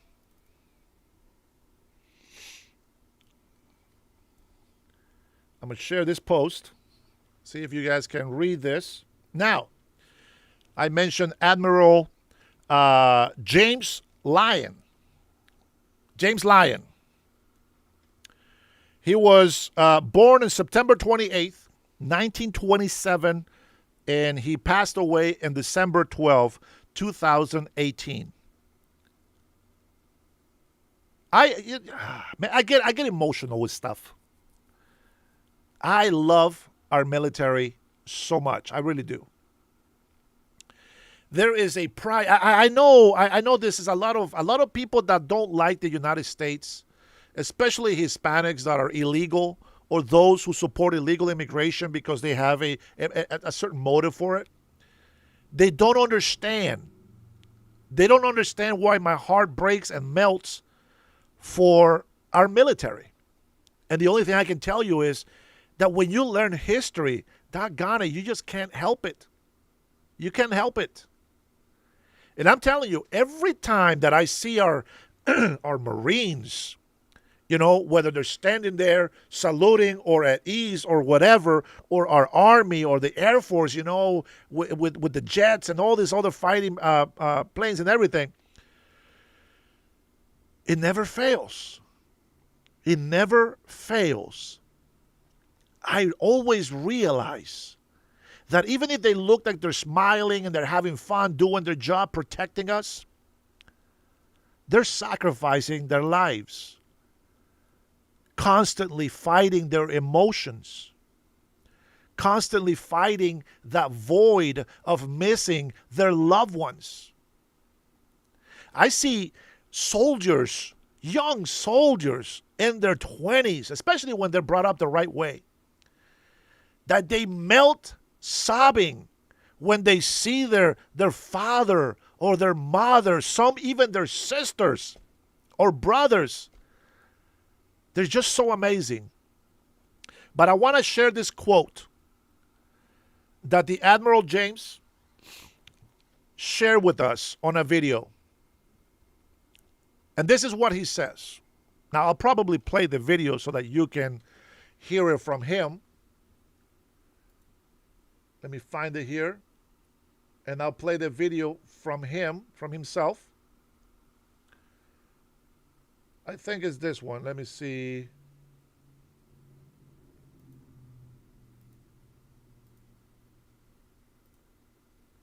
Here's a clip that I'm going to play of him. Just the voice, okay? Let's take a listen. Benghazi and Libya, where treason was committed. And here we got the pathological liar, Hillary. What went on there? If you take nothing else away, understand, we switched sides on the global war on terror. They knew they were funding Al-Qaeda militias, the Muslim Brotherhood controlled militias, and those rebels in Syria who morphed into ISIS. They provided them training, funding, and weapons. There's no question about it. Now, I can't cover everything in the little time left, but I want to take you, well, let's say one thing. Benghazi never had to happen. Hillary, Gaddafi wanted to go into truce negotiations. He was ready to abdicate. 2 days of negotiations went on. My good friend Chuck Kubik, retired Rear Admiral, was conducting them with African, Carter Ham. They were terminated after 2 days by somebody outside the Pentagon. You can figure out who that was. So what happened? Tens of thousands of people lost their lives. Here's a president who got the Nobel Peace Prize for giving a speech. Yet he couldn't give a few more days for truce negotiations. Now, Do you see what I mean by emotional? You can see this old man, this veteran who literally sacrificed his life. And the things that he says are heartfelt. How can we ignore that?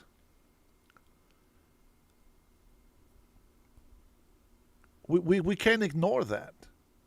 Bet you most of the people that voted for Hillary, they don't give a shit about Benghazi. They don't know anything about Benghazi. Most of the people that voted for Biden, they still don't care about Benghazi.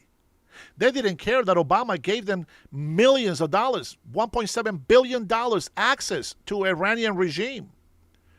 The extremist Muslims. They don't care. They don't care. It is crazy. Now, I will find the clip so that I can play it for you. I thought I shared it on my X account, but I didn't. I thought I shared it on my account, but I didn't.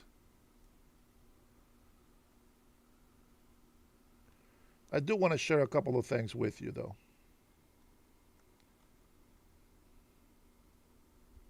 I'm going to share one with Ronald Reagan, but it's not about that. Let me see. Can you do me a favor, Jason Martin? Can you do me a favor? Can you send me the link of the second clip that he was talking about Islam? Let me see if I can just send it to myself. Give me a second, guys, because I have written what he said, but I also want to be able to. I want to show you guys.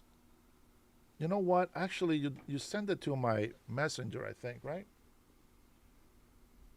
Let me see. Yes, you did. Okay. Here we go. Here we go. Here we go. All right. Let me go ahead and share this with you. I want to share this with you. Listen, for those who think that I hate my veterans, my patriots, you don't know me. I love and respect and honor the veterans who sacrificed their life, the ones who sacrificed their family time, those who serve with honors, and even after they retire, continue to respect and honor and fight for the American people. Never once have they supported. Oh my gosh, I need you to stop, lady. Sorry. I'm going to try to, hopefully that talk doesn't happen here, but hold on. I want you to understand that I appreciate every single one of our veterans. But the one thing that I'm going to ask you is this. If you served in the military and if you are a veteran today, you need to stop freaking supporting socialist Democrats right now. You are either with the United States of America or you're either against. Now, I'm going to tell you something. One of the reasons I feel that some veterans or people that have served in the military, they think that they have this bigger voice because of a title in the military. You don't. You don't. The moment you stand against our military and you say that we lost the Iranian war, you're against us. You don't root for the enemy, ever. Well, some of them are. Some veterans are suckers and losers. They really are. We see them on my channel sometimes. They come through here. They talk shit about our military. You were just a veteran. You should be talking good about them. We have good people and bad people in every aspect of life. So I support our veterans, our military, who fight for the United States of America, whether their little emotions tell them yes or no, this is good, this is bad. It doesn't matter. You fight and represent the United States of America 100% of the time, or you don't. So when I say my veterans, when I say my military servicemen, I mean real patriots. What have you sacrificed your life for? If in one day you're going to disappear all that, all the accomplishments thrown in the garbage because now you want to go crazy socialist Democrat. Because now you think about, listen, I'm not going to take away the horrors of war. You don't know what I've been through in my life. And I'm sure that, I'm not going to go to war to just show you that I've been there. And no, it is irrelevant. But you have not seen what I've seen in my life. And what I can tell you is this. When I think of my veterans, I mean, Jason Martin was sending me these clips and I just got nostalgic about it. And I'm crying internally when I look at the soldiers, when I think of the veterans that actually got deployed multiple times. Those are the people that make me cry inside. And part of it is like a joyful cry, internal cry, but at the same, it's still a sad, grateful cry. I appreciate their sacrifice. There is nothing that I will ever say. There's not one word that I will ever say to repay their sacrifice. But I'm not going to sit here and defend you just because you say you're a vet or because you're in the army. I don't give a shit what you are and where you serve if you don't care about the United States of America. You're almost a disgrace to this country. But you know what the great thing about it is? That even though people want to come into our life and tell you, oh, the president called them losers and all that. You know what? What do you call us? Guess what the drill sergeant calls his privates? Guess what the drill sergeant calls all the little soldiers when they're coming into the military? Little girls. Little pussies. Huh? They get insulted. Up the yin-yang. Now, I don't know if they got soft and they changed that, but I can tell you, my football coach used to call us little girls when we didn't hit hard. And you know what? We hit harder. That's the military. That's what makes real warriors. Men and women warriors. With that being said, text Jane, stop laughing at my pain. With that being said, I'm going to share this clip. I'll say this. I'll finish with this. God bless you, man. God bless all my veterans. God bless all of you who have kids in the military. All of you who come into my channel who are young enough to serve in the military and are doing it. I want to say how proud you make us. You honor us. We are nothing without your service. Now, we'll put God aside here because God is above all. But we are nothing without your sacrifice. We are nothing without your loyalty. Remember this. When you went when you were deployed, I don't care how old you are, if you went to Vietnam or whatever, when you were deployed, remember this. You went and represented our nation. You represented the libtards. You represented these ungrateful commies. You represented these dumbass socialist Democrats. And you represented us, the ones who support you, the ones who love you, the one that give you the honor, the respect. You went and fought for all of us. So I will expect you to continue that even after the military. No, I got it, Jason. Don't worry about it. I got it. All right, here we go. Admiral James, a.k.a. Ace Lyons. God bless his family. God bless his whole family. Listen to this. President Obama has said he wants to fundamentally transform America. Well, what is it? Well, let me tell you. It's un-American. It's anti-Western. But pro-Islam, pro-Iranian, and pro-Muslim Brotherhood. You have to ask yourself, why would an American president embrace the Muslim Brotherhood, whose creed is to destroy us from within with our own miserable hand and replace our Constitution with draconian Sharia law? You got it right. Now,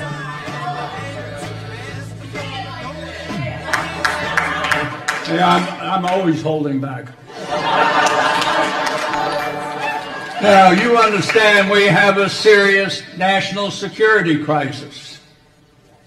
When you have a president who is not interested in America leading or America winning, then you know the greatest threat to our national security resides at 1600 Pennsylvania Avenue.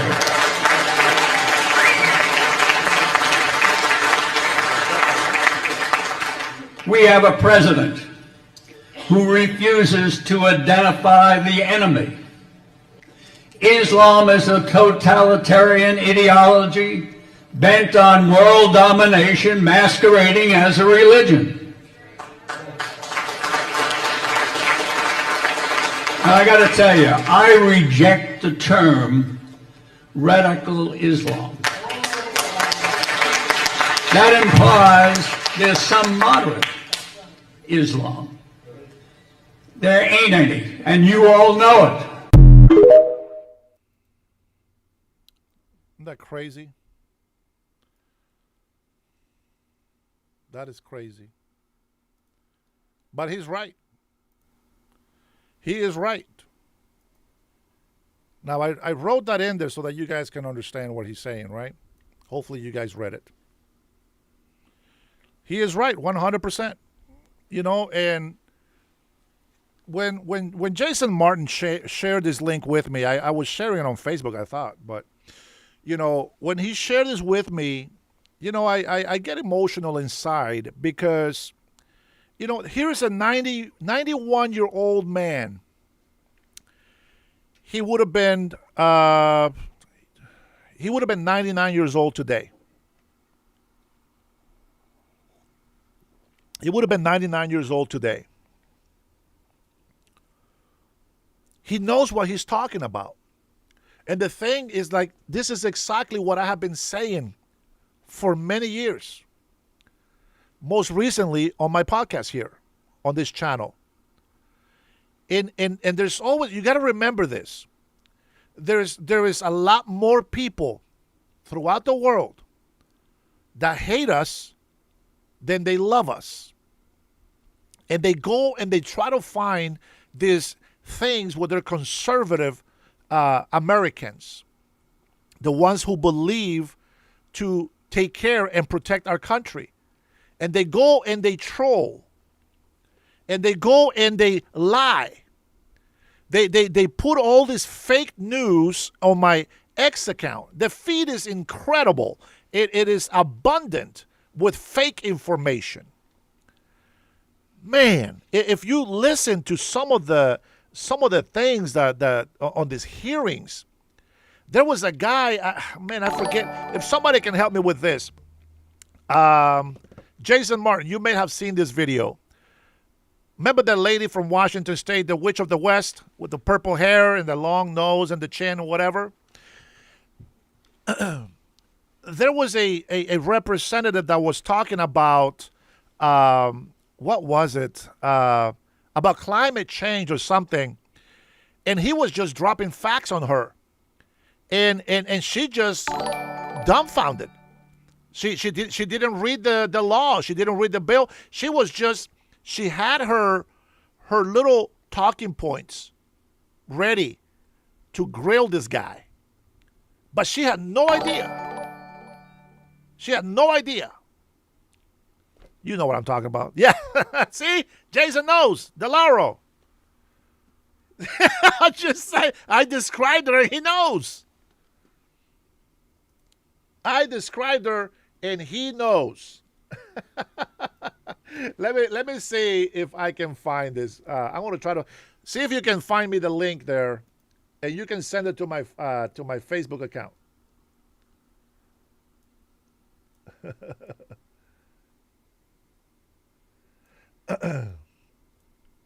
I don't know if there's a history that we can check. I am going to have to mute this person because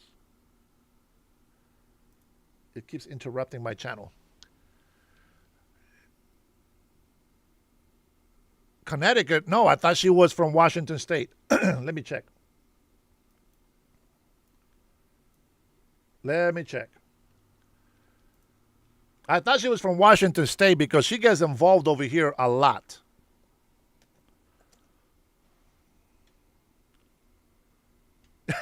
Yeah, I guess. Yeah. Yeah. Wicked Witch of the West. That's the one. I guess it is Connecticut. Well, she's been here supporting, what's the Indian lady's name here? I don't even know. Jayapal, Representative Jayapal.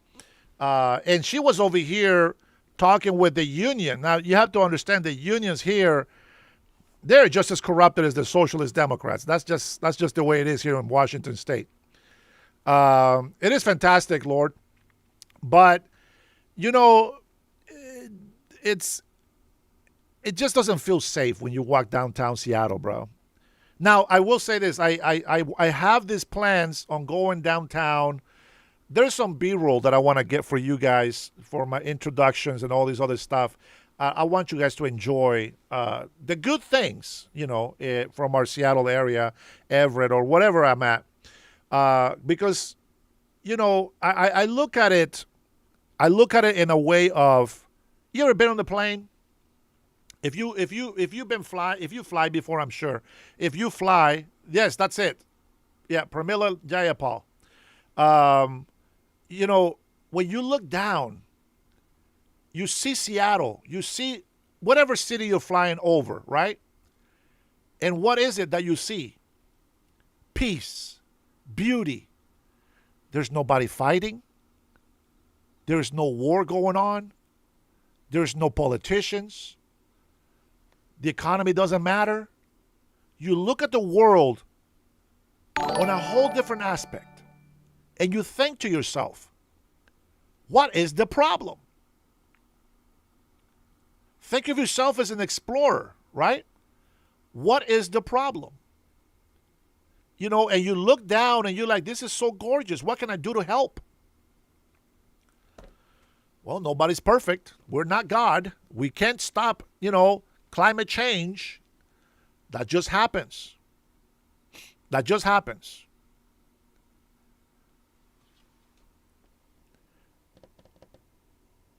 What can we do to make our cities, our states, our countries better? Well, you got to pay attention. James knows. Jayapal is a crook and a liar. How are you, James? Good to see you, brother. But I'm telling you, man, this Wicked Witch of the West, man, she is crazy. James, do you, by any chance, remember what the name of the... oh, man. You know what? Let me just look it up. I'm asking you guys for too much. Dolores Goods. I hope I can find it. Yeah, this guy. Let me see if this is the one time that he's taken her apart. The budget proposal reads like a climate change denier's manifesto. When climate change is flooding our streets, poisoning our air, driving up healthcare and disaster costs, how can the EPA justify abandoning that duty to protect Americans to appease polluters under the false flag of economic growth? Following the law, Section 202 of the Clean Air Act, where does it say anything about fighting global climate change? Oops. Loper Bright, Supreme Court case. You familiar with it? No, maybe others are. I'm not, but let me ask. But that's really important. As a member of Congress, Loper Bright says that we as an agency don't have the authority to get creative. If Section 202 of the Clean Air Act. No, but you don't have, excuse me, you do not have the right to say climate change does not exist, that it's a hoax, and that's where this administration is coming from. I understand you're upset that you don't know what Loper Bright is. Do you know what the major policies doctrine is? I'm upset because. You know what the major policies doctrine is? You know what, let me just. You're a member of Congress. You should know. Well, you have moved from someone who defended the environment to all of a sudden being very defensive about not knowing the two biggest landmark Supreme Court cases of the last year with regards to your question. You are very defensive about changing your policy and your positions with regard to the environment. Okay. Now, you just tell Do you want me to tell you what the two biggest Supreme Court cases are of the last few years? This is what I want you Michigan to tell versus me. EPA. Whoa. West Virginia versus EPA. You know, you're here because you need money from us. So halt for the second and wait for the questions and answer the questions. Well, I answered your question, No, you and you didn't like my answer because you did don't not know what answer the Loper Bright is, question. because you don't know what the major policies doctrine is, Chairman, because you're asking me about Section 202 of the Clean Air Act, and you don't read it. You don't know what it says. Listen, and what you want to do is to deny. No, I actually read the law. I do my homework. Really? You're just somebody who likes to have the microphone on. You know what I have to do?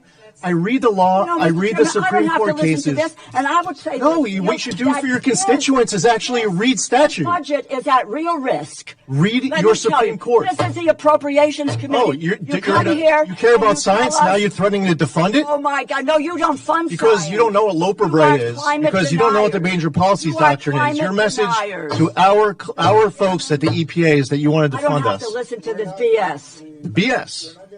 You think I made up these cases?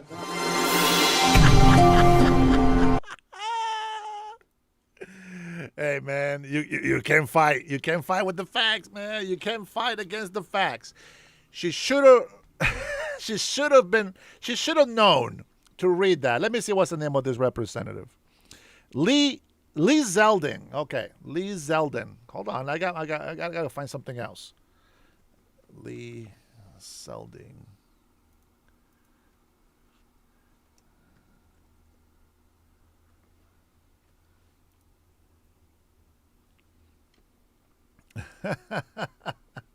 Let's see. Budget for clean air. Let me see if this is the one. Contamination. I represent Massachusetts. You formerly represented New York. It's a problem in both states. Yes. Oh, absolutely. I recall that I was pressing you last year on the budget that would cut funding by $2.5 billion for the Clean Water and Drinking Water State Revolving Loan Funds. It's about 90%, which is used by municipal water supplies to remediate PFAS. And I was pressing you on. This is not the one, but let's listen to this one. That proposed cut, because I don't know how we're going to remediate PFAS with a 90% cut to the principal program that mitigates it. And you responded that we were going to do it through technology. And so I reached out to your staff, and I do want to compliment your staff. They came to my office, two of your top administrators, and I had them huddle up with the top technologist in the PFAS remediation space. And we talked about it for an hour. It was a good meeting. An administrator, there's no technology to remediate or mitigate PFAS at 10% the cost at the same efficacy. It doesn't exist. Electrochemical oxidation, incineration, it's not there. So again, you're proposing to cut, again, this cycle, 90%. I've now talked to your top staffers. I've talked to the top technologists. The technology isn't there. So how do we get rid of PFAS in municipal water supplies? Do you agree it's a problem? I agree it's a problem. It affects your state. It affects my state with 90% fewer dollars. So it's your position that there's no PFAS destruction technologies that merit any conversation here? There's tons. What I am saying is, at the point of production, yes. For dredge at landfills, yes. I'm talking about municipal water supplies to get to 4 to 8 parts per trillion. I mean, it was your staff and the top technologists. They were in my office. They were talking about this. It isn't there. So if you are a town in New York right now, one of the towns that you championed when you were a congressman for PFAS dollars, What are they going to do with 90% fewer dollars to get rid of PFAS? Well, first off, as I referenced earlier, what we don't do in our proposed budget is factor in how much you are going to want to raid the SRF for earmarks. That's a decision for you to decide to make. Now, I'm not weighing in on the merits, and I'm going to opine on what you choose to advocate for your district on. But at the same time, the president's FY27 budget proposal is not going to propose your earmarks for you. We're also not going to factor in set-asides. Your EPA plan for clean water is to hope that members of Congress earmark it? I'm not hoping that members of Congress are going to rate it. I know that members of Congress are going to rate it, and they've been doing it for a long time. There's a reason why the revolving fund is not revolving, is because there are members who take money out of the revolving fund and they give it as earmarks to members of their district. And by the way, there are a lot of fantastic examples of how members, I'm sure, of this committee have secured these earmarks for their district. The Administrator, I've gotten about 40 million back from my district. It's not a revolving fund anymore. For clean water. Issue. I if you want it to revolve, you can make sure it's properly funded by getting rid of the congressionally directed spending. If Congress chooses not to, Administrator, you're going to continue to have this problem. You're in charge of the EPA budget. You're not in charge of earmarks, and hope is not a strategy.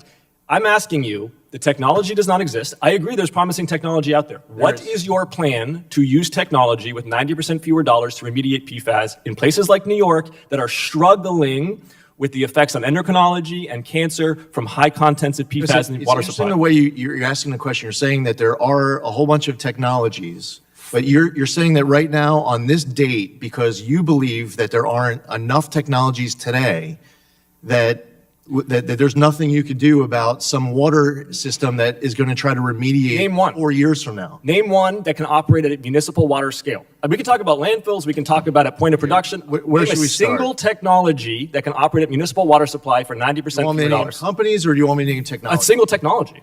Okay.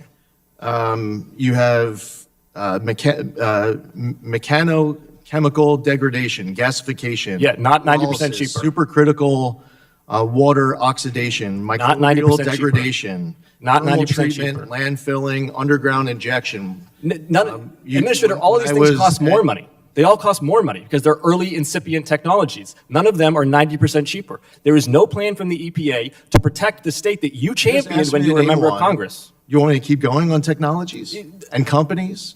They're all, by the way, they're leaning into research and development on top of it. So you have a compliance date that is years from now on PFOA and How are they PFOS. doing that when you got rid of the Office of Research and Development? Go ahead. And what happened next? We stood up a Office of Applied Science and Environmental Solutions. We added scientists in charge inside of all sorts of program offices across the agency to integrate the research. You haven't given a single solution to cities and towns in New York technology to deal with PFAS. Clean Earth, Viola in North America. Yield back, Chairman. Visits to Clean Harbors or Fort Gentleman yields Richardson back. or research inside a Research Triangle Park. Do you want Are you going to control this, Gentleman yields Chairman? back. I appreciate it. I now recognize the gentleman from Texas, Mr. Weber, for his 5 minutes of questioning. Thank you, Mr. Chairman. Thank They can't handle him. They can't handle him. There is another clip from him. Let me see if I can find it here for you guys real quick. I think that he's just phenomenal, man. You know, I don't understand why these people fight so much about, you know, having bigger government, spending more money. Listen, if somebody's trying to cut the budget and they're telling you that they're going to do a better job, what's the problem? Let them do it. Why do you? It's like they fight them if they're asked for more money, and they fight them if they don't ask for enough money. Like, make up your mind. You know what I'm saying? Like, what do you want?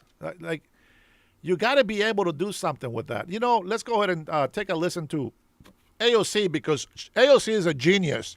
This is a very smart socialist Democrat Puerto Rican American woman, the best bartender you ever see in your life. Let's take a listen to see how she took care of this guy. Thank you, Mr. Chairman, and good afternoon, Secretary Zeldin. This week is a big week in the Supreme Court and Congress regarding considerations of glyphosate. Glyphosate is the active ingredient in the herbicide Roundup, which is produced by Bayer, the multi-billion-dollar foreign chemical company that also owns Monsanto. It's used on hundreds of millions of acres of farmland in the U.S., including corn, wheat, soybeans, and even almonds. And glyphosate is even used to dry out crops before they are harvested. Correct, Administrator Zeldin? Correct. Thank you. Glyphosate is also internationally recognized as likely carcinogenic to humans, with particular links to non-Hodgkin's lymphoma.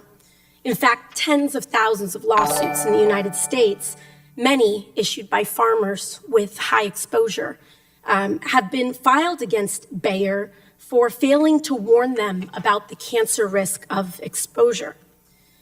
Now, interestingly, Administrator Zeldin, on February 18th of this year, President Trump released an executive order to increase the production of glyphosate in the United States, correct? Yes.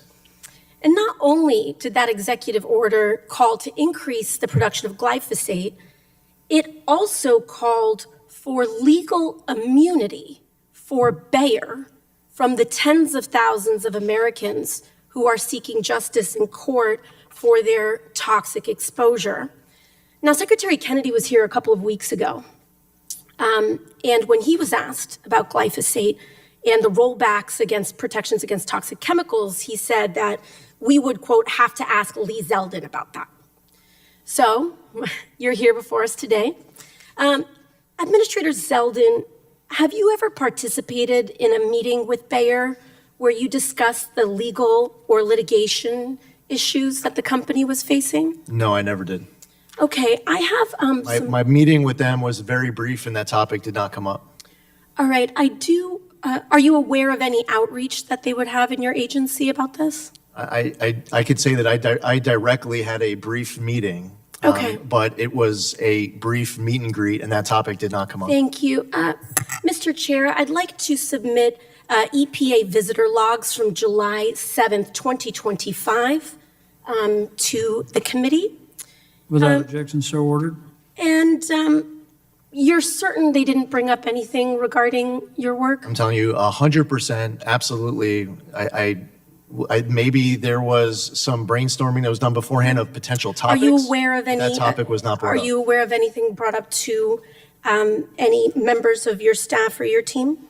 Your senior team? I am not aware of that, no. Okay. I would like to submit to the record some internal emails from the EPA that I have acquired via a Freedom of Information Act submission. Without objection, so ordered. We have documentation here, emails from your senior advisor for Agriculture and Rural Affairs saying that you were meeting with the Bayer CEO last year. He said in these emails that they will be bringing up some legal/judicial issues. More specifically, in this internal email in your EPA, it says that Bayer was specifically seeking to and discussing Supreme Court action. They will want an update on EPA's regulatory review. And that, interestingly, Bayer will provide a small thanks for updating the glyphosate webpage from the EPA and work on MAHA. Do you have any idea what they might have been referring to in this email? Well, first off, as I mentioned a few minutes ago, it's possible that the team was doing brainstorming of potential topics. Okay. As somebody who actually attended Thank the you. meeting. I'm sorry, I just have 40 seconds. I'm not trying to be rude.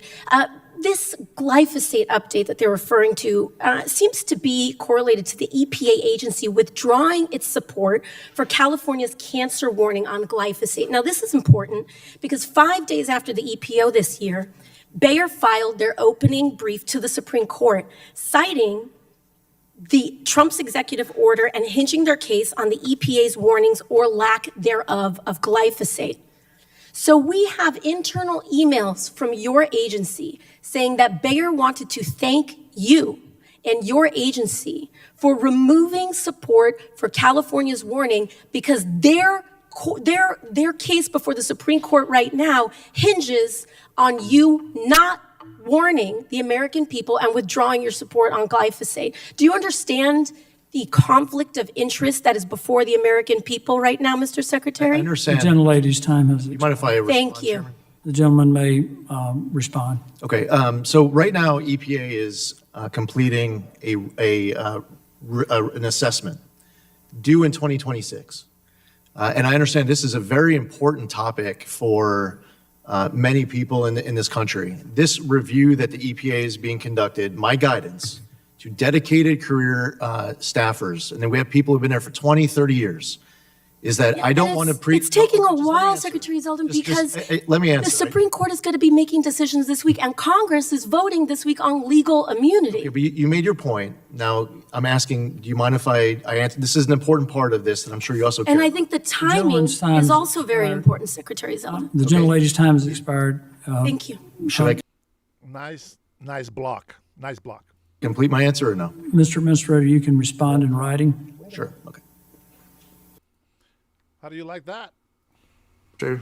Ms. Pingree? Hey, you can respond in writing. Yeah. That's just how they do it. That is just how they do it. It's very unfortunate, but I got another one. Don't worry. This is a long hearing. We got plenty of information.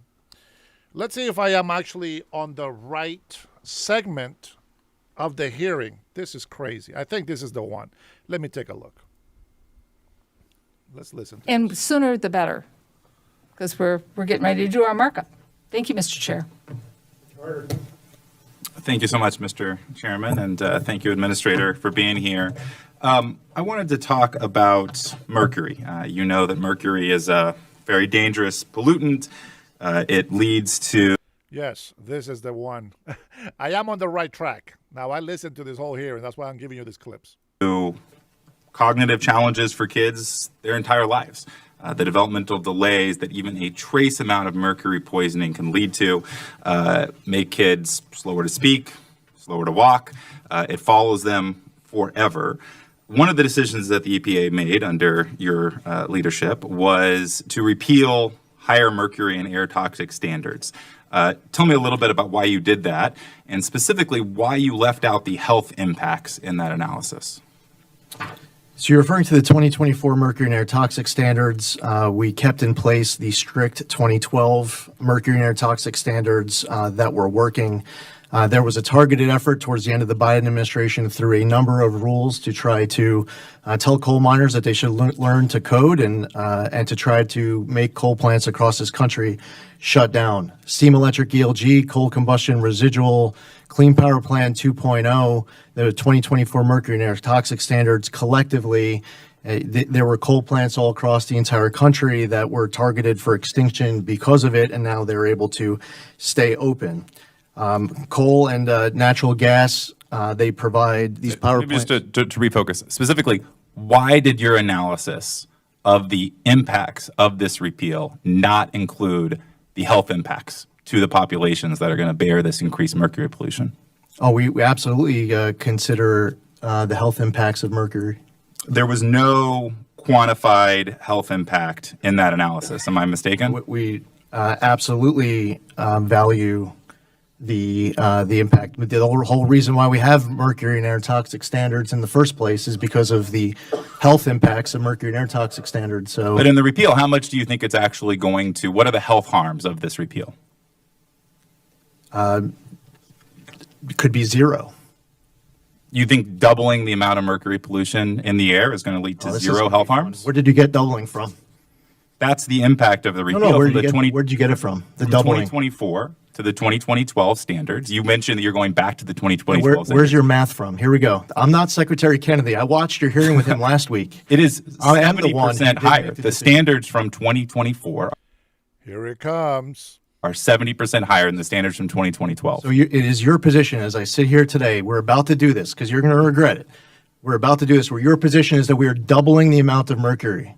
That you are allowing 70% higher mercury standards. Yeah, no. So now He's about to cook him right now. I'm allowing 70%. Now I'm saying 70. Now you're You saying repealed 70%. the standard that had 70% stricter standards the 2024 standard than the 2012 standard. So the nationwide Do you not tons. understand the math behind this? I mean, I'm Oh, confused. here we go. The nationwide tons of mercury emissions from coal plants, if the MATS 2024 was still in place, from 2028 to 2037 was 33.2. The nationwide tons of mercury emissions from coal plants if mercury and air toxic standards was repealed from 2028 to 2037 is 39.3 at most. That's assuming that no coal plant at all will voluntarily take any action whatsoever to install any control devices. So at most, the math ends up being 15.5 to 18.3%, which is significantly less than double. The estimates that I've seen are as much as 1,500 additional pounds of mercury in the air. Rip it up. Have your dog pee on it. It's just not accurate. Mr. Chair, come on. Can you quantify the health impacts of the increased mercury pollution that are going to be allowed in the air because of this EPA standard? You understand that the 2012 mercury and air toxic I'm talking about standards, the repeal of the 2024 standards. the 2021, What is the health impacts of these standards? Because they were left out of the EPA Sure. report. 2021 mercury emissions from coal-fired EGUs were 90% lower than pre-MATS levels. Since 2010, acid gas, hazardous air I'm not pollution asking about emissions since 2010, have sir. been reduced. This is the last time that we have the number. Okay, I'll give you the answer. I'll give It does not. It does not exist. So after 2021 is the last year. In your opening statement, you cited an estimate for how much you think the compliance benefits, how much the savings of this are going to be. Yes. And I think it's What's your source? quite interesting that 670 million. your citation of the savings impact, the compliance cost to the coal power plants, is so precise, but the impacts of the harms to the kids that are going to actually bear this mercury pollution seems a little vague. Let me help you out. This decision is going to lead to 1,500 pounds of increased mercury That's not in the accurate. air. Okay, 1,500 pounds of increase, up to 1,500 pounds of increased mercury in the air. Now, that's going to lead to about $1 million per pound of cost, about $1.5 billion impact on our health system, disproportionately faced by pregnant women and kids who are actually dealing with this mercury poisoning, far outweighing the compliance benefits that you cited. Yeah, your numbers just aren't accurate. Tell me your numbers. I asked for your numbers. I just did. What are the health impacts of this repeal? The 2021 mercury and air toxic emissions, the last year that the agency has from coal-fired EGUs, were 90% lower than pre-MATS levels. Now, is it? When do you think they were 90% lower because of the 2024? Here it comes. 2012 standard? Okay, the 2024 mercury and air toxic standards. What is your understanding of when that went into effect? My point is No. that When do you? 2012 It's important for your question and your math. When did the 2024 mercury and air toxic standards go into effect? My point. No, this is really 12 important. standard was successful. When did the Your repeal of 2024 standards go into standard is going effect? to lead more. Did they go into effect yet? Look, the point here is the amount. Are you aware that the 2024 mercury and I'm air asking the toxic standards question, didn't even go into effect yet? You are being so combative because you don't have the information. Because you're not. I don't have. I'm asking you a simple question. I You don't asked even you know a that it very didn't go into simple effect question, yet. which is how You're making many up folks math. are And going you won't to even be tell me harmed. where you're getting your math from. I'm telling you. Okay, you're telling me. What Tell are you me. telling? Where'd you get your math from? 1,500, you say, is the increase. Where'd you get it from? Up to 1,500 increased Yeah, pounds, which are by. where'd you get it from? Where's your source? My source is my comes from source? career staffers who have been working selflessly inside of the My federal source is the government communities for that are 20 going to years. be impacted by this increased pollution. I Sources don't want to in the get in community. I don't want to get into debate here. I just wanted to ask a simple question of who's going to be hurt. No, by this last repeal. week you were calling The answer Secretary that I Kennedy. heard- You're saying that he was a coward because have he no didn't idea. know the answer. Oh, coward. Whoa, point is, whoa is you have no right. idea. I felt the same way when he was talking to Secretary Kennedy like that. Yeah. So All right. you don't know that it didn't go into effect yet. My You're point making up a is- number of 1,500 that's not accurate. I'm asking where your source is. My source is All right. coming from career staffers. Yours is coming from some mysterious people in the community. the folks that are going to be harmed by your decision. I yield back, sir. I'm not These interested in getting mysterious into debate people. here. Who are these folks? Who is the source? Just say it, man. Just say it. The truth shall set you free. He thought he was talking to Robert Kennedy, who has a problem talking loud back to people. He says, I am telling you. He's asking him, what's the source? I'm telling you. No, you're not. Stop lying. What is the source? What's yours? The actual people that do the numbers.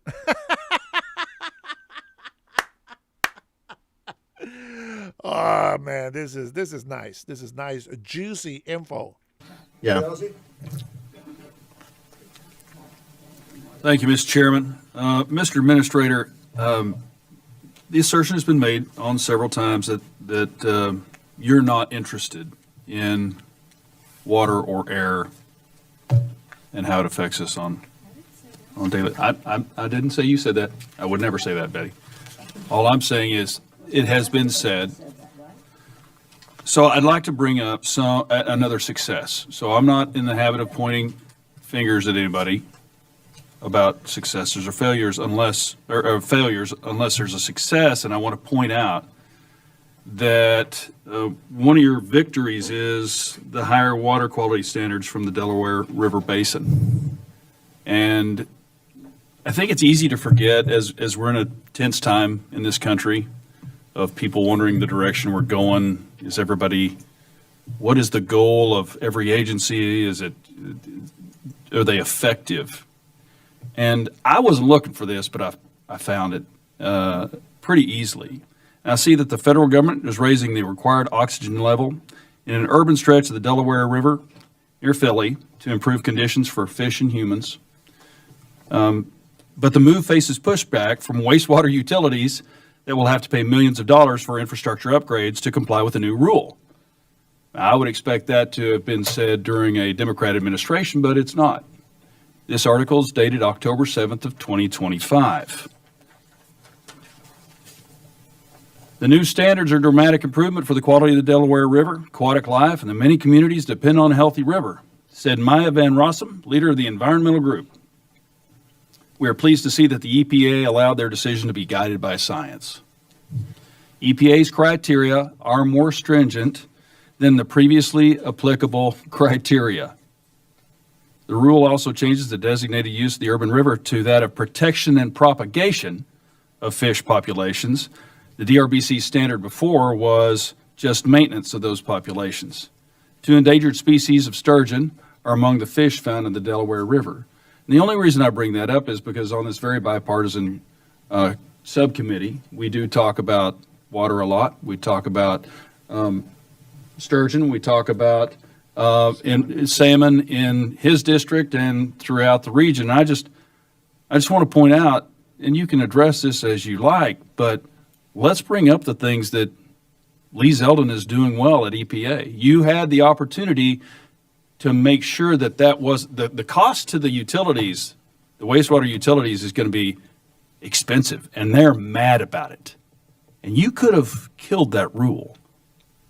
Why didn't you? Yes, I could. So I sat in a room filled with our Office of Water team. There are a lot of amazing men and women who have been at the agency for a long time. They are experienced, they're dedicated. They provided their detailed research and information. They provided a thoughtful recommendation. They made their case as to why this of the options is the one that they were recommending that we proceed with. A new rule that would increase water quality standards across over 30 miles of the Delaware River Basin, going across multiple states. I was aware when this decision was being made that there were some from the industrial side that didn't want us to do it, that it would result in added costs, and I chose to make the final decision at that point to increase water quality standards for many of the reasons that you just laid out. You did say that you did it, but I'm still asking why, because all evidence suggests to me that you do care about the water and the air. There are cuts being made that affect waste within any organization. You're hiring a number of experts in chemicals to work at EPA to discuss chemicals. So there's got to be a why. You wanted to be the administrator of the EPA. and it's not to destroy. Can you tell me why you care about clean air and water? Our core mission is protecting human health and the environment. The agenda, first pillar of Powering the Great American Comeback is a pursuit of clean air, land, and water for all Americans. When the American public went to vote in November of 2024 and elected President Trump and a Republican Congress, they were looking for an agency like EPA to strike the balance of both protecting the environment and growing the economy. That's one of the big differences between us and our predecessors, is that we choose both. We are able to deliver on the one-year anniversary of President Trump's term in office a list of 500 top environmental wins that we achieved over the course of that first year. It includes, as you pointed out, the 1.6 million pounds of illegal pesticides that were stopped. It includes a new deal to stop and decades-long Tijuana River sewage crisis. It includes a record response to the Los Angeles wildfires, the largest response in agency history. And yes, it also includes increasing water quality standards for over 30 miles of the Delaware River Basin.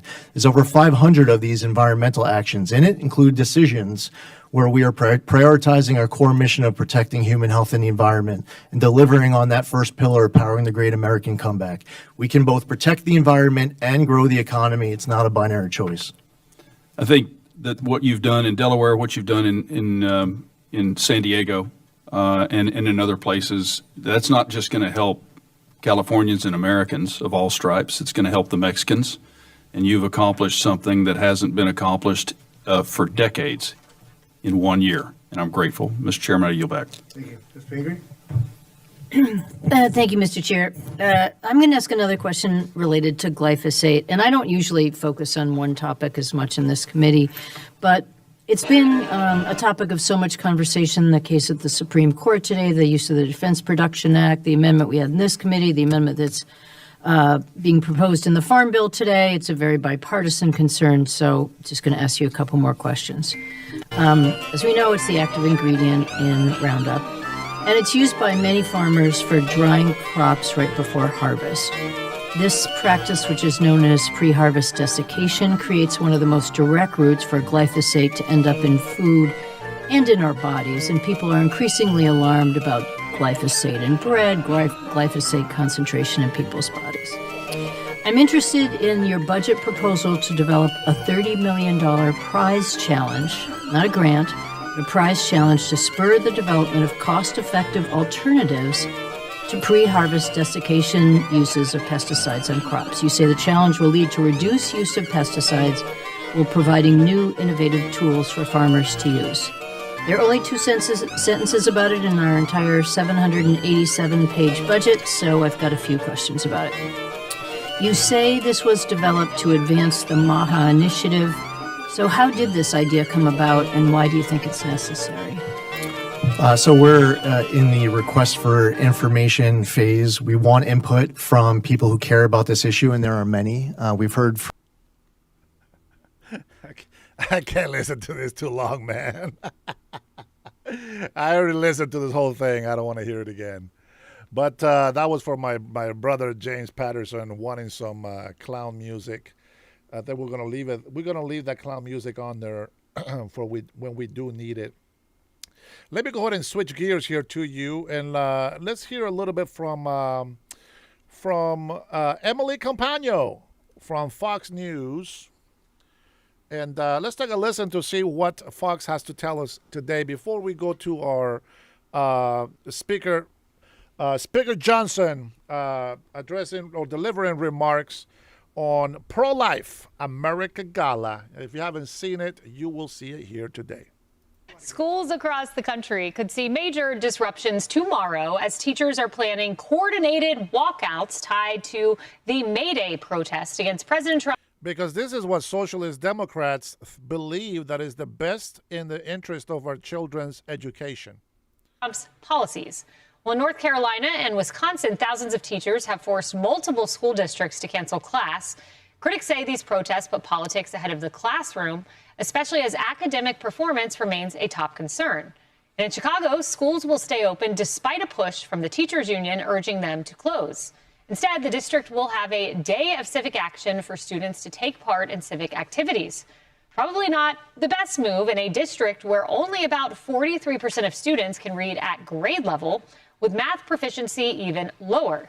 The largest teachers union in America, the National Education Association, is urging teachers to... See, Victor Rivera, this is why you have no brains. You don't care about education. We do. Push for fairness, dignity, and more public investment in people rather than profits. You know, Emily, when I looked at the two reasons cited for the protest, it was immigration and tax. And I thought, okay, no tax on tips, no tax on overtime. What's the problem? Immigration. I was thinking of Sheridan Gorman, who was killed close to a college campus, Laken Riley on a run at a college campus. I think there'd be a little nuance in the viewpoints here. I think people would be hard-pressed to find one teacher or one student that can articulate with specificity a persuasive reason why they are protesting President Trump in those subjects and why. These students, it's one big extension of our A-block conversation. The indoctrination is real. And I posit that the flexibility with which our unions clearly and our school districts view attendance is in large part because of COVID. Because remember, it used to be that everyone saw that truancy and absence from actual studying was a direct correlation between failures in the subjects. Now the truancy is on the part of the institution. Anything goes. The draft, for God's sake, in Pittsburgh, and all of a sudden kids don't have to go to school. So I think that the problem is that the optional aspect of attendance, the meaningful connection with students and teachers, has just been obliterated when everything that we thought was important, which was attendance, low ratios of teachers to students, impact and investment of parents and involvement. I feel like, I don't know, are you agreeing with me or disagreeing with me? I'm just wondering when performance is going to be relevant and where merit is going to be relevant. Yeah. And I think the bigger issue for me is I don't mind a natural discourse of ideas, but there's a time and a place for it. And when we look at these students and some of the test scores that you put up on the screen, the performance is awful and the merit is not right. And so if teachers want to advance their careers and want to make more money, which I think all teachers should make more money, if the performance and the outcome of the students is better, as opposed to the civic discussion, there's a place for it. But walk out. See, that's my point. You gotta, education is the department that has been getting the most money thrown at it. This is the guinea pig. This is the cash flow piggy for the socialist Democrats. Everybody knows education is important. So let's just throw out the name education and put billions of dollars in there. And let's just steal the money with dumbass ideologies.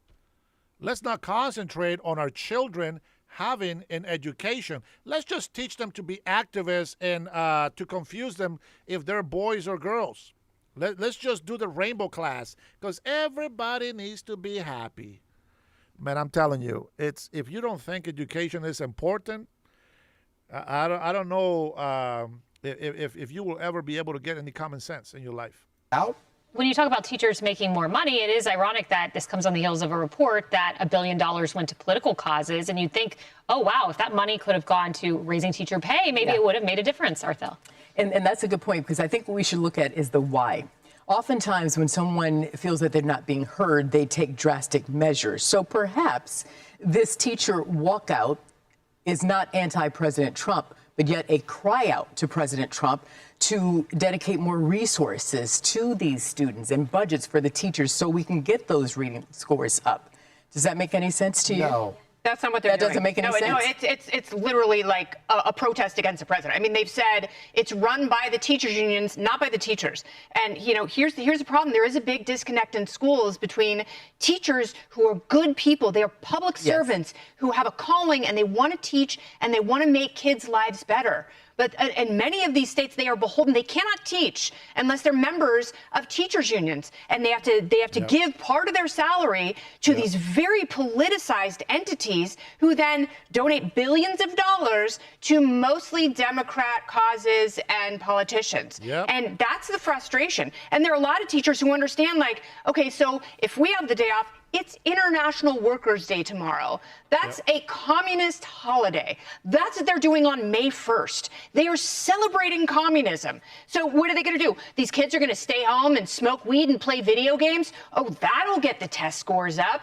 I'm sure if they wanted to have conversations at school and they wanted to donate a block of time at school so people could talk about, their visions for making society better, that might be a much better place to start. But I think we could even back the train up a little bit. Marcus is absolutely right. Teach people how to read and write. There are kids in AP English classes who cannot read, yet somehow they are in AP level classes and they are illiterate. So then how do we fix it? That's the point. How do we get those levels up, the proficiency I think it starts by, and Marcus, you were commenting on kids being in school during the break, keeping kids in school, because as my frustration as White House press secretary was looking at places like Chicago and providing scientific peer-reviewed research that kids should be in school, and then COVID was used for many months thereafter into the Biden administration to keep kids out of school when there was no medical reason to do so. I said to you that I disagreed with your point. I didn't disagree that there needs to be a cry out from teachers, but I don't think it's at a federal level. If we look at the educational system, it is a local and state issue. And in the state of Illinois and in the city of Chicago, we have a fundamental problem. I'm from there. We have a fundamental problem with the focus on the teachers, with the focus on the training, with the focus on the performance and the merit. And instead, we're dealing with people saying, I want to walk out. I don't know that President Trump is going to be able to solve things universally. President Trump can't solve everything. One of the greatest success stories in education is Mississippi, which was at the bottom ranked. We covered this on the show, and it's now high ranked, and they innovative thinking. Yes. So then why can't Chicago look at Mississippi as an example? And that's all I'm saying. I'm tired of the bickering. Because they're beholden. I'm like, fix the problem. They're fix the problem. Address the kids' issues. If you look at California, Illinois, New York, they are beholden to teachers unions who do so much more obfuscating and making sure that teachers are protected and unfireable. And I'm not disagreeing with you, Kennedy. I don't believe that these teachers should be protected behind the veil of a union. They should be pro-students, period. Amen. Pro-students, pro-learning. It makes our country so much better if kids are challenged. And we do return to a meritocracy because, believe it or not, kids are not disposable. They want to learn. They want to be challenged. They want to be better. Yep. Mississippi's doing something right when even the New York Times was forced to write this big write-up on the successes of Mississippi. That's right. Hey, everyone. I'm Emily Campagno. Catch me and my co-host Harris Balk. That's cold. What do you mean? What do you mean? What do you mean, Mississippi? Oh, man. We got a live from Fox. I don't think this is live.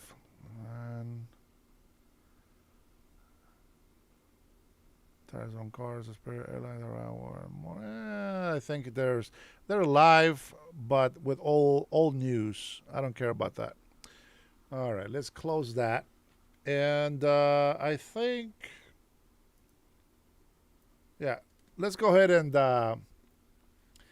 play the clip from this. Thanks to the Socialist Democrats and all of you illegal immigrant sympathizers, well, since you don't like to listen to us, you never believe us when we tell you that we need to secure the border, keep it secured, and deploy or deport every single illegal immigrant to send a message out to the world, you never listen.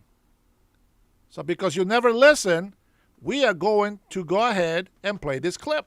And let's take a listen to see what they say. Smuggling attempts are spiking along our southern border, particularly in the area surrounding Laredo, Texas.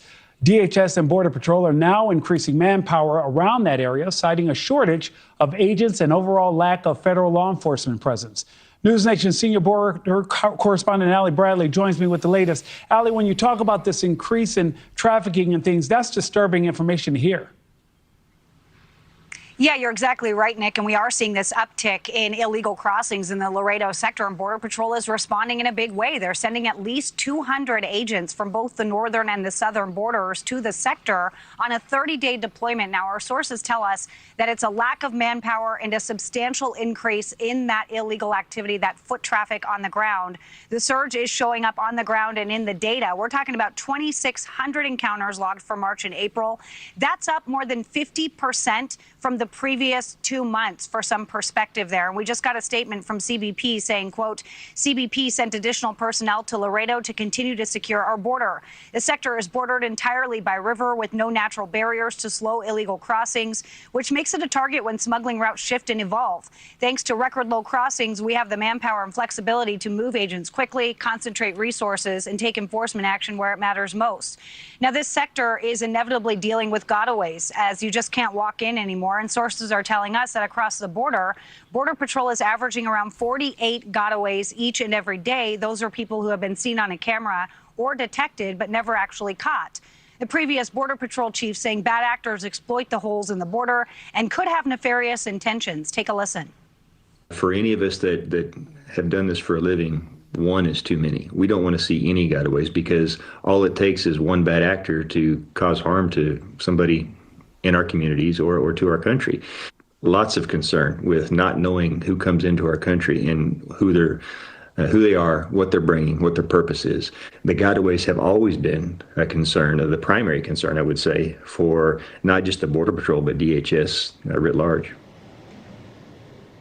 Now, when agents are finding them, the illegal immigrants are being hidden in shocking ways and in high temperatures. This 13-year-old locked inside a compartment of a semi-truck.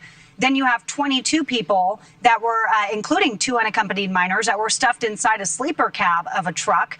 And then you had 17 illegal immigrants found hiding in a stash house waiting for their next move. Now, our sources do confirm that this detail does include members of their special operations teams, which includes BORTAC.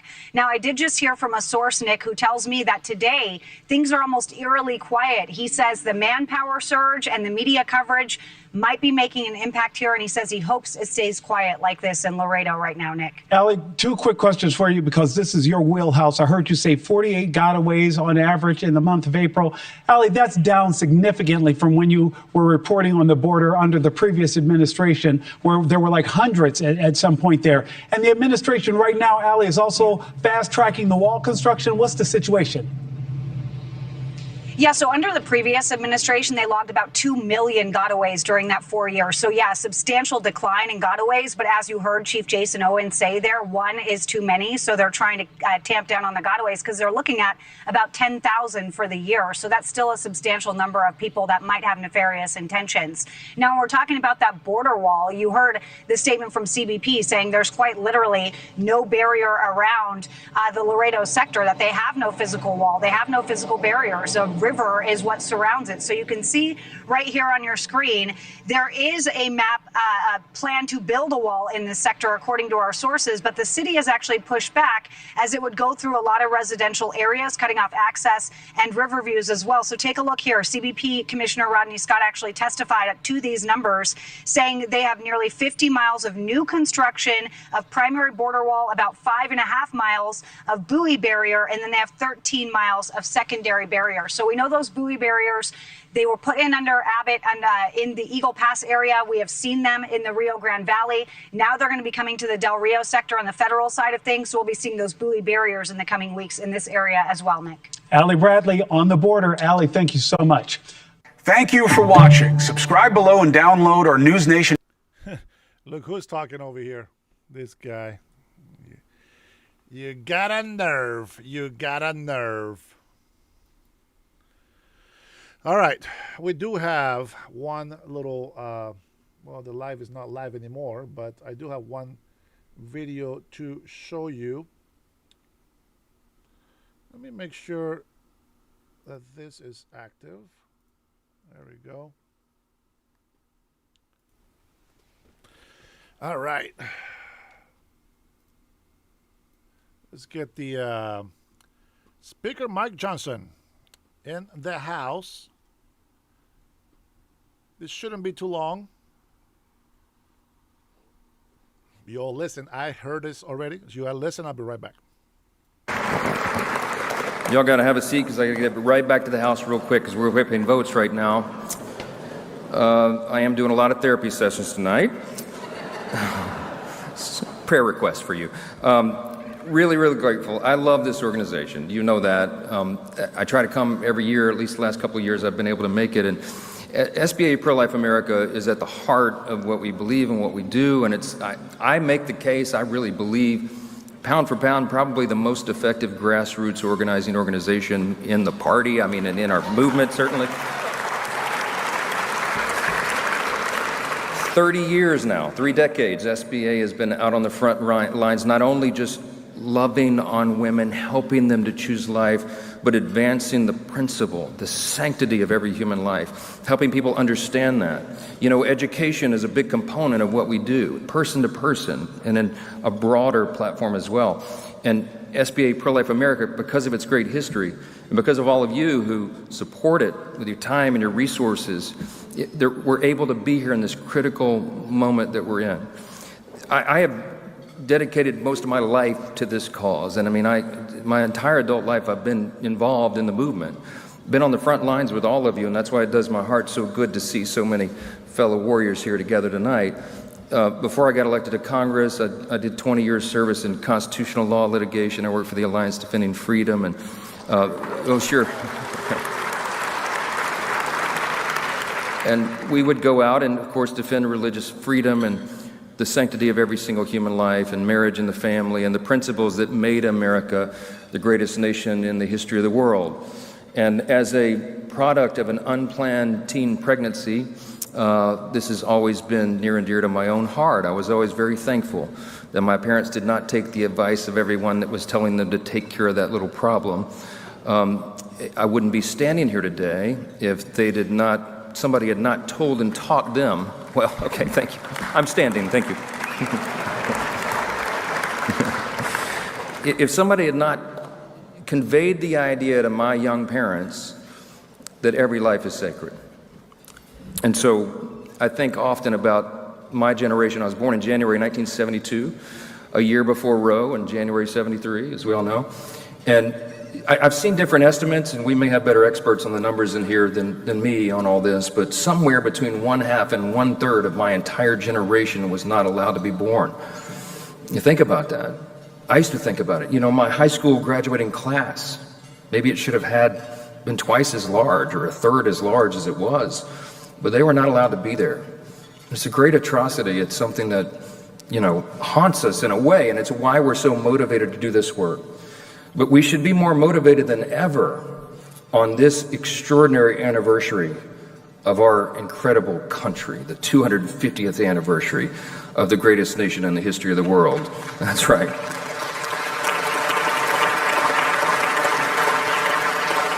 The other night, they had the First Ladies Luncheon. I think it was last week. All my days run together. And we had all the congressional spouses, all the Republican spouses were in town for this event, and all the wives and some of the husbands too. It was a big thing. And they brought their friends from back home. And so we had one of those late night evening tours that some of you have been on with us. And I don't get to lead a lot of those anymore, but I certainly took this opportunity. We brought everybody on the House floor, 9 o'clock at night or something. And I just spent some time in the chamber talking about all the incredible symbols around the chamber and in the chamber itself that remind us of our deep religious and moral heritage. And I talked to them about this very important opportunity that we have on this anniversary year, and especially by the people in this room who have great platforms and lots of influence. Every single one of us have an obligation to use this year as a teachable moment. What do I mean by that? Well, I mean, like, let's not assume that the people coming behind us know these essential truths. They don't know what the foundations of the country are. Psalm 11:3 reminds us if the foundations are to be destroyed, what would the righteous do? I mean, it's not a rhetorical question for us. We're trying to restore and hold the foundations. But use this opportunity with young people as a teachable moment.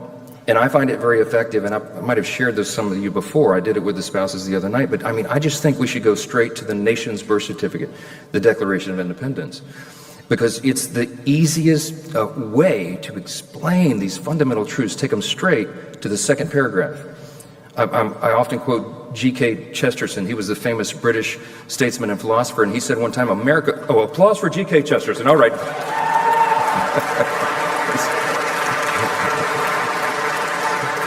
Go G.K. Chesterton. I mean, I love him too. But among the brilliant things that he said, he said, he observed this. He said, America is the only nation in the world that was founded upon a creed. It's listed with theological lucidity or clarity in the Declaration of Independence. What is the creed? By the way, what is a creed? Maybe that's where you start with young people. A creed is like a statement of faith.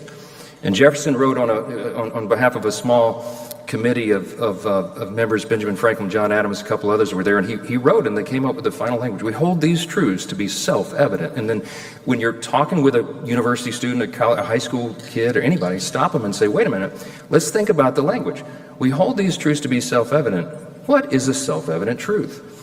Something that's obvious, they'll ultimately conclude. We hold these truths to be self-evident, that all men are created equal. Wait a minute, it doesn't just say born equal, it says created equal, okay, right?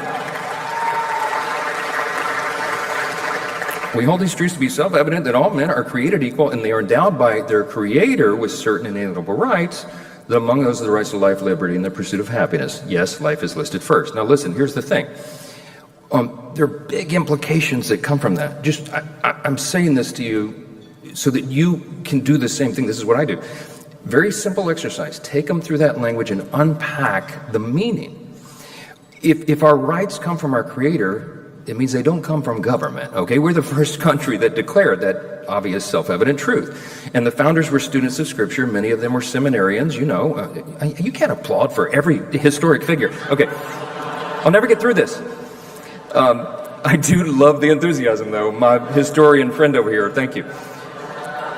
Because I can do this all night, quoting founders. All right. But let me tell you a couple things they said and what it means. Because if we're going to talk through the next generation about the sanctity of human life and why this matters, use the Declaration, use the birth certificate to explain it. Why? How do you do that? You say, well, listen, if we're made by our Creator, we're made in His image. That's what the founders believe. We're made in the image of God because that's what Scripture teaches. And if we're made in the image of God, it means every single person has inestimable dignity and value. And your value is not related in any way to the color of your skin or what zip code you live in or what your talents are. Your value is inherent because it's given to you by God Himself. Okay? That's a very serious thing. Now, if we're not correct about this, and if that's not right, well, maybe the Marxists are right. When I'm on the House floor in the chamber, I always point out, "In God We Trust" is, inscribed right there above the Speaker's rostrum. And if you look in the visitor's guide to the House floor, if you turn to about page 21, about 3/4 way down the page, it explains all the historic significance in the building, and it says, Congress voted to put that there in the early 60s, and it says in the guide, it was not drafted by evangelicals. Okay, it says in the guide, or Catholics, it says in the guide, probably, it says, I don't know who wrote it, I just like it. It wasn't G.K. Chesterton, it's more recent than that. What it said, it says that Congress voted to put "In God We Trust" above the rostrum as a rebuke to the Soviets because of their philosophy during the Cold War. Now, what was the Soviets' philosophy? Marxism. And you see, Marxism and its deviations, communism and socialism, begin with the premise that there is no God, and that is the opposite of our founding principle. And Congress wanted it right there in vivid display for everybody to be reminded that important truth, okay? Now, when you're talking to young people, you unpack that. Say, listen, if the founders weren't right, and if Scripture's not correct, and if Karl Marx was correct, it means that you don't have any inherent value. Think of it, because you weren't created by anyone in His image who loves you unconditionally. You're just another social animal. And the thing about social animals is that that's the basis of socialism, really have to be controlled and corralled. Why? By the handful of people that gain the power. And that has a pathway right back into tyranny. There are implications to these things. And the reason we are the greatest nation in the history of the world is because we boldly proclaimed these self-evident truths that cannot not be known. It's obvious to us. We entertained the king yesterday, and he did fabulous. I thought it was great. And I got to spend a lot of time with him. Yes, applause for the king. Thank you. He's very dignified all day, and all that. But I'm not going to do impressions tonight. I need therapy myself, clearly. It's been a long week. But the king, I genuinely enjoyed visiting with him, and we talked about the common heritage and history we have among our nations, and these foundations that are common to both of our countries. And I had the great distinction to speak to the British Parliament back in January, as was the predecessor of our 250th anniversary. First U.S. speaker to ever get that honor, and I was so humbled to do it. And I talked about the common bond we have together, and we were, and they did a little, sort of like a little mini state dinner in my honor at Parliament. And we were sitting at the table, and I'm looking at, we're in a castle that's like 600 years old, and, and then they put the silverware on the table, and they said, we'd like to point out that silverware is, I shouldn't do the accent. Sorry, it's my head. They said, that silverware is 267 years old, and it's older than your country. And I said, thank you. I know, but my country's better. I didn't say that.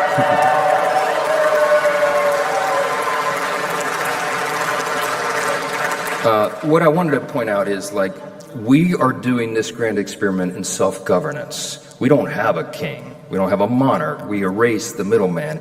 We're a nation, as Lincoln said in the Gettysburg Address, we are dedicated to this proposition that we are one nation under God and a government of the people, by the people, for the people, shall not perish from the earth. We're doing this as a grand experiment in self-governance. We're different from a monarchy and any other country. We have something special. God has blessed the nation because we did our best to set it up in accordance with his guidelines and his principles, and we cannot deviate from that now.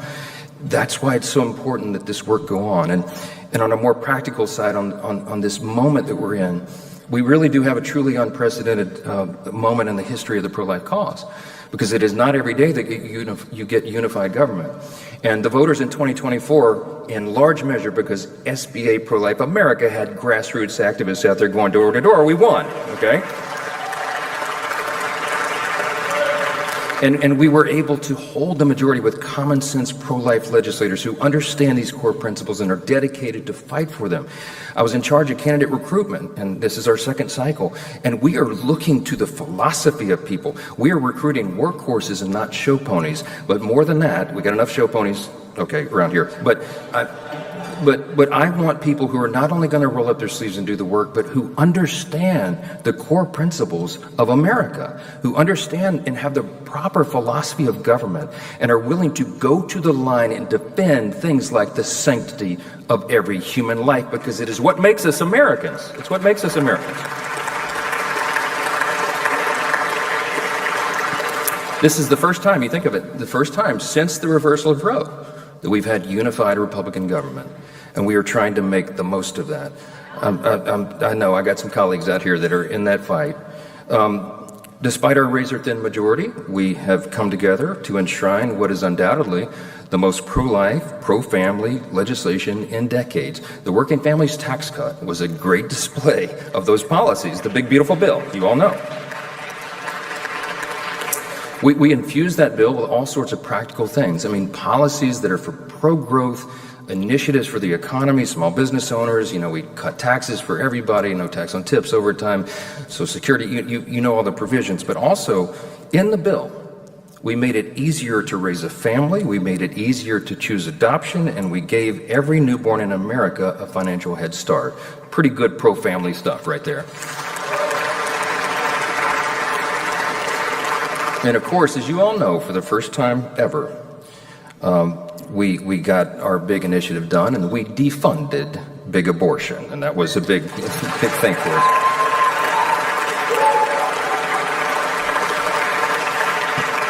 And I brought some stats here, and you all know this better than I do, but in just 1 year, we've seen the real and tangible impact of just that historic provision. And since the start of 2025, at least 50 abortion clinics, probably many more, closed their doors around the country, saving countless lives. That's right. And at the same time, we've had our pregnancy care centers who've continued to grow and expand their reach across the country. And we use the process of reconciliation, the budget reconciliation process, because how many of you know there are not many Democrats left who want to help us with any of this, right? So we had to do it on our own. And the budget reconciliation process is the one exception to the necessity of a 60-vote threshold in the Senate. And so we've been very creative in how we've used that, and we're intending to do that again. But I want to tell you that that's why the election is so important this fall, because we have to continue to maintain pro-life majorities in both the Senate and the House, while we have a president who is willing to stand with us in the trenches and get this job done once and for all. And that's why this election is so important. Now, I'll leave you with a couple thoughts real quick. Obviously, I didn't prepare a speech. I didn't have time. I've got a bunch of people sitting in the Speaker's office right now bickering over the table like this. So I call it intense fellowship. That's what I'm going right back to. We'll figure it out. We always do, by God's grace. Prayer and patience. Prayer and patience. Prayer and patience. So let me just say this. I spent a lot of, so I'm very much like a triage surgeon on an active battlefield right now. That's my job. And so I'm down, a hemorrhage, wound to wound, catastrophe to triage to triage.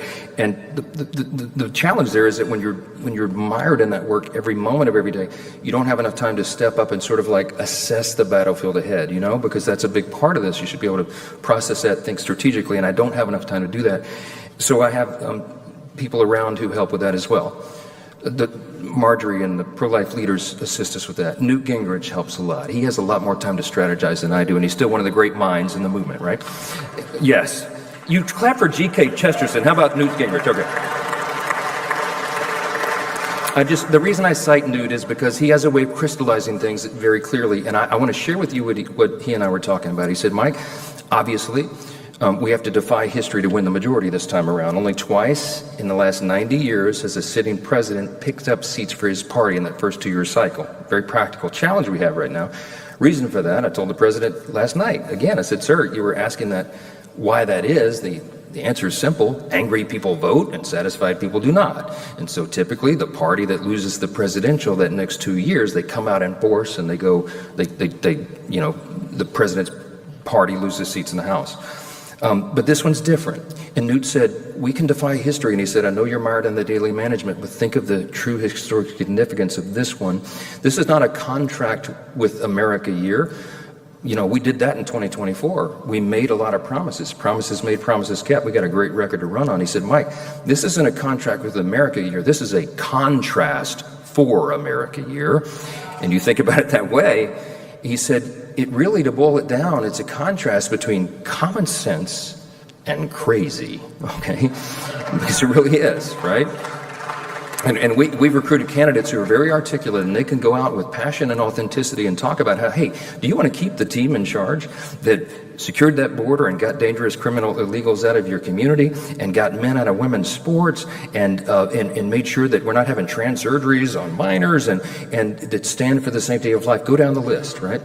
Or do you want to return the team in charge who would do exactly the opposite? We're on the right side of every 90-10 issue in American polling and politics. We're on the right side of every 80-20 issue. We're trying to exhibit and demonstrate and show common sense. It's return to common sense. That's the common theme here. But the other side increasingly represents crazy. And I try to use every ounce of Christian charity that I can, but that's where we are, my friends, okay? They are into all the wrong stuff, and they're getting further and further left. And the best way to explain it among friends here, what's happening, the trend in politics nationally, if you're not following it, there are many Mamdanis who are popping up in congressional districts all around the country, okay? Really. People are running as Marxists. They're not trying to hide it. And so there's a stark contrast between common sense governing conservatives that we put on the field and the insurgent left. And the problem that we have in the country is that in the party, particularly the Democrat Party, is that the energy, the excitement, the grassroots movement, and the funding is on the side of the far, far left. And they have no intention whatsoever of upholding America's principles or regarding the sanctity of life. I mean, these people this is not our father's Democrat Party. I'm just sharing that among friends to let you know the stakes could not be any higher, and I know you all recognize that. We're going to need a lot of prayer, a lot of hard work, and we're going to need good people in the trenches to make sure that we can hold the line on this thing and not have the disaster that it would be if we lost the Republican majority in the House. Not only would they impeach the president on the first day of the Congress in January, but they would turn every committee of Congress into an investigative body to go after his family and the cabinet and, probably pro-life leaders. I mean, all of you are subject to be attacked. And I'm defending you by winning the majority, okay? Yes. Applause for ourselves, sort of. Listen, when we wield the Republican majority, we can also go after fraud, waste, and abuse. And I wanted to mention this, if it has been mentioned yet tonight, we just got to the tip of the iceberg on the fraud, waste, and abuse, okay? And our Senate colleagues who are being rightfully applauded tonight, they uncovered new evidence of $90 million in hidden loans being funneled to Planned Parenthood under Joe Biden. Did you hear about that? Just another reminder that elections have consequences. Looking ahead, we need your support more than ever before. If I'd had more time, I would have prepared a more erudite speech for the suitable crowd. But I just wanted to share from my heart and tell you that SBA made its biggest ground investment in House races in the history of the organization for this upcoming election, and we are so grateful for that. So grateful. And I love so much that SBA is laser focused on equipping the next generation that comes behind us, because I believe we're called to do that. Young people are living through turbulent times, but SBA is changing that for the better. And this year, during their fall and spring break, SBA student canvassers knocked on a combined 70,000 doors just on the breaks from school. That's awesome. And a couple of these students, they handed me a list of the students who are here tonight. If they haven't been introduced yet, there's Kayla and Samuel and Herrera and Shreyas and Alfonso, examples of young leaders, the next generation that will come behind us and be handed that baton to stand for that. Thank you for your time. Yes. Listen, I want to encourage everybody tonight to keep the faith. I mean, we've made some great strides. We have a lot more yet to do. We are all in this together. You know, to him whom many gifts are given, much is expected, and all of us have been given a lot of gifts. And the fact that we're on the right side of the issue and that we understand it gives us a responsibility to share that with others. I mean, we are, in effect, evangelists, not just for the ultimate truth with a capital T, but for the beauty and the essence of America, the foundational principles that make us who we are. And if they are eroded, then there is no guarantee that we keep this. And I think often about Ronald Reagan's admonition, freedom's not inherited in the bloodstream. It's got to be fought for, it's got to be protected, it's got to be taught and passed along to the next generation so that they too will have the same liberty, opportunity, and security that we have known and frankly too often have taken for granted. Let us not be found taking any of this for granted. Let us be found faithful. I'll leave you with the solace that I'm going to sleep with every night.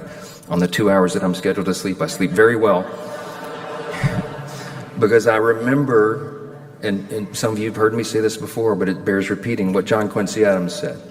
They called him the hellhound of slavery. You remember it? He was president and then ran for Congress. Nobody's ever done that since or before. Why would you? But President John Quincy Adams went after that to serve in Congress. Why? They called him the hellhound of slavery. Why? Because he had a deep conviction from God that was wrong. The country, sadly, was not yet ready to move on from slavery, so he kept bringing the resolution over and over and over to end slavery because he believed in the sanctity of every human life and that all of us have dignity and value. I haven't had a lot of sleep. I'm getting choked up on John Quincy Adams, but because I know where he was sitting on the floor in Statuary Hall. If you go through Statuary Hall, he's got a little plate there on the floor. I know where he was sitting when this event happened, and he was bringing the resolution for, I think it was the 13th time, and famously, a younger member of Congress walked up and they said, "Mr. President, why are you doing it? It's going to fail again. Why? What is the point?" And he said, "Young man, duty is ours, results are God's." And yes.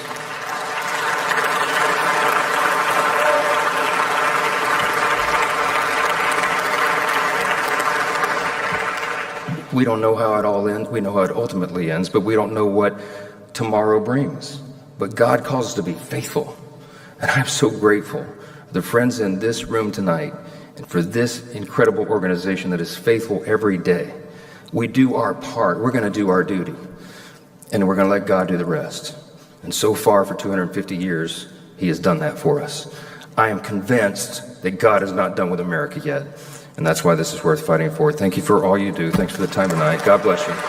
Thank you.